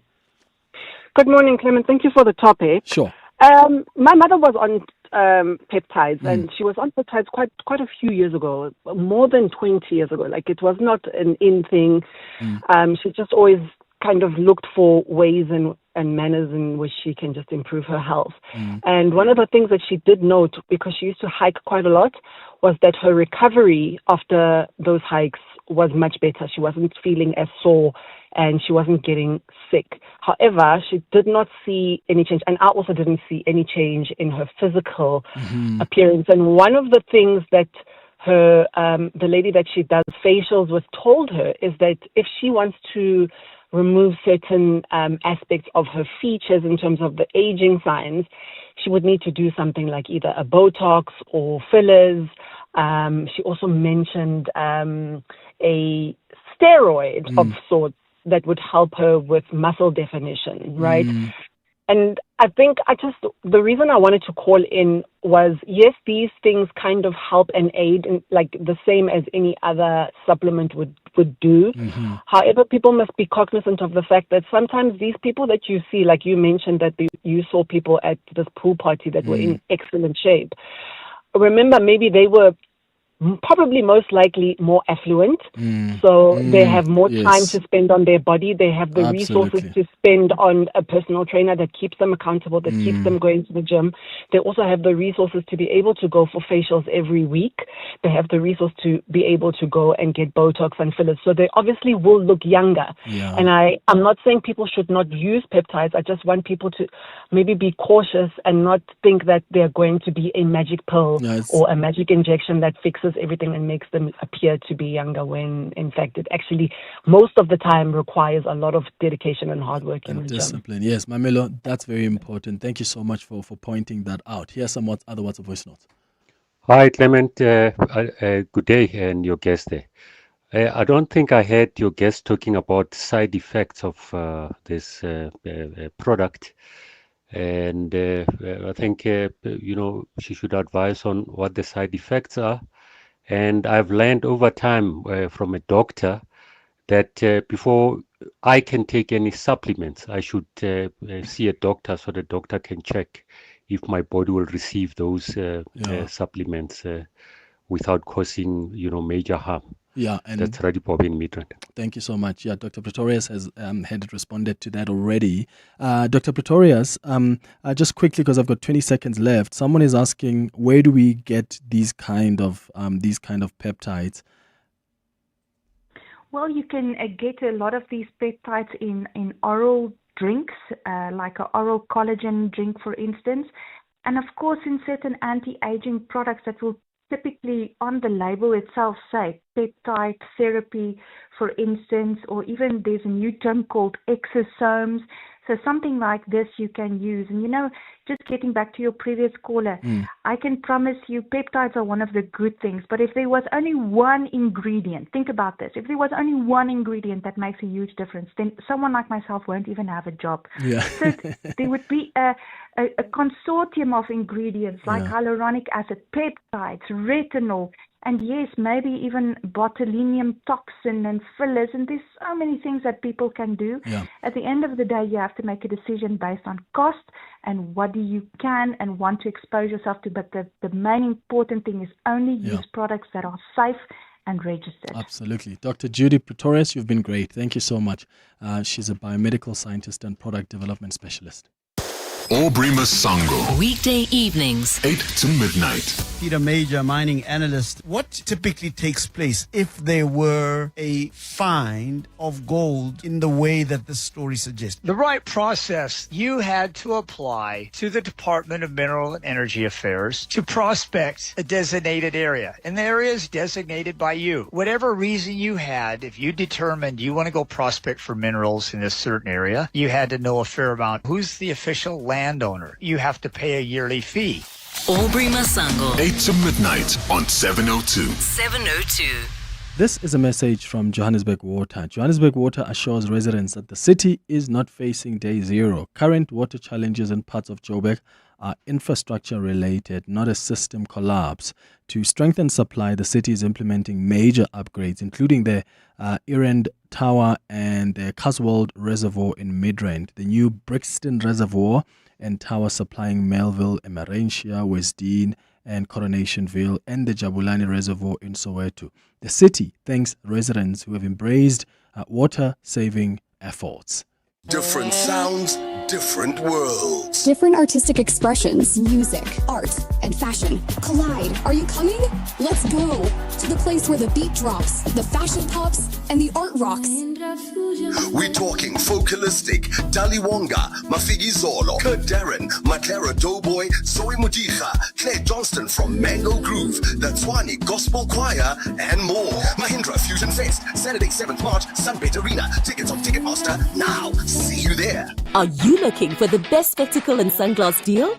With Specsavers buy one, get one offer, you get great value for money. Get a free pair of branded single vision prescription sunglasses up to 3,300 Rand when you purchase a comprehensive eye examination and spectacle frames with lenses on your first pair. The best part? Choose from top brands like Police, Hugo, Under Armour, Tommy Hilfiger, Red Bull Spec, and more. Affordable eye care, Specsavers. T's and C's apply. Coming up next, the midday report with Manyathela. How are you doing? Hey, Clement. Hey, what's popping? A TRC commissioner is taking the stand at the inquiry into the TRC cases. A full circle moment there, so we'll find out about that. Unemployment numbers have just been released. Slight decrease to 31.4%. A fourth person has handed himself over in the Uber driver murder case. The U.S. ambassador, Leo Brent Bozell III, we've got to get used to saying that, has arrived in South Africa. He'll present his credentials to the president. And then we're going to find out more about this new Ekurhuleni gold rush. People who are rushing to cattle farms in Ekurhuleni to find gold. That's what's coming up on the midday report. I'm not. That's what's coming up on the midday report with Manyathela. Thanks for listening to the show. We'll be back tomorrow between 9 and 12. Have a beautiful day, my friends. Bye-bye. This is EWN. Good afternoon. I'm Bali Zamini. Let's begin with news just in. South Africa's unemployment rate has recorded a slight decrease of 0.5% to 31.4%. In the previous quarter, the unemployment rate was sitting at 31.9%. The latest decrease was recorded in the last 3 months of last year. Stats SA released the fourth quarter unemployment statistics a short while ago. According to the latest figures, there was an increase of 40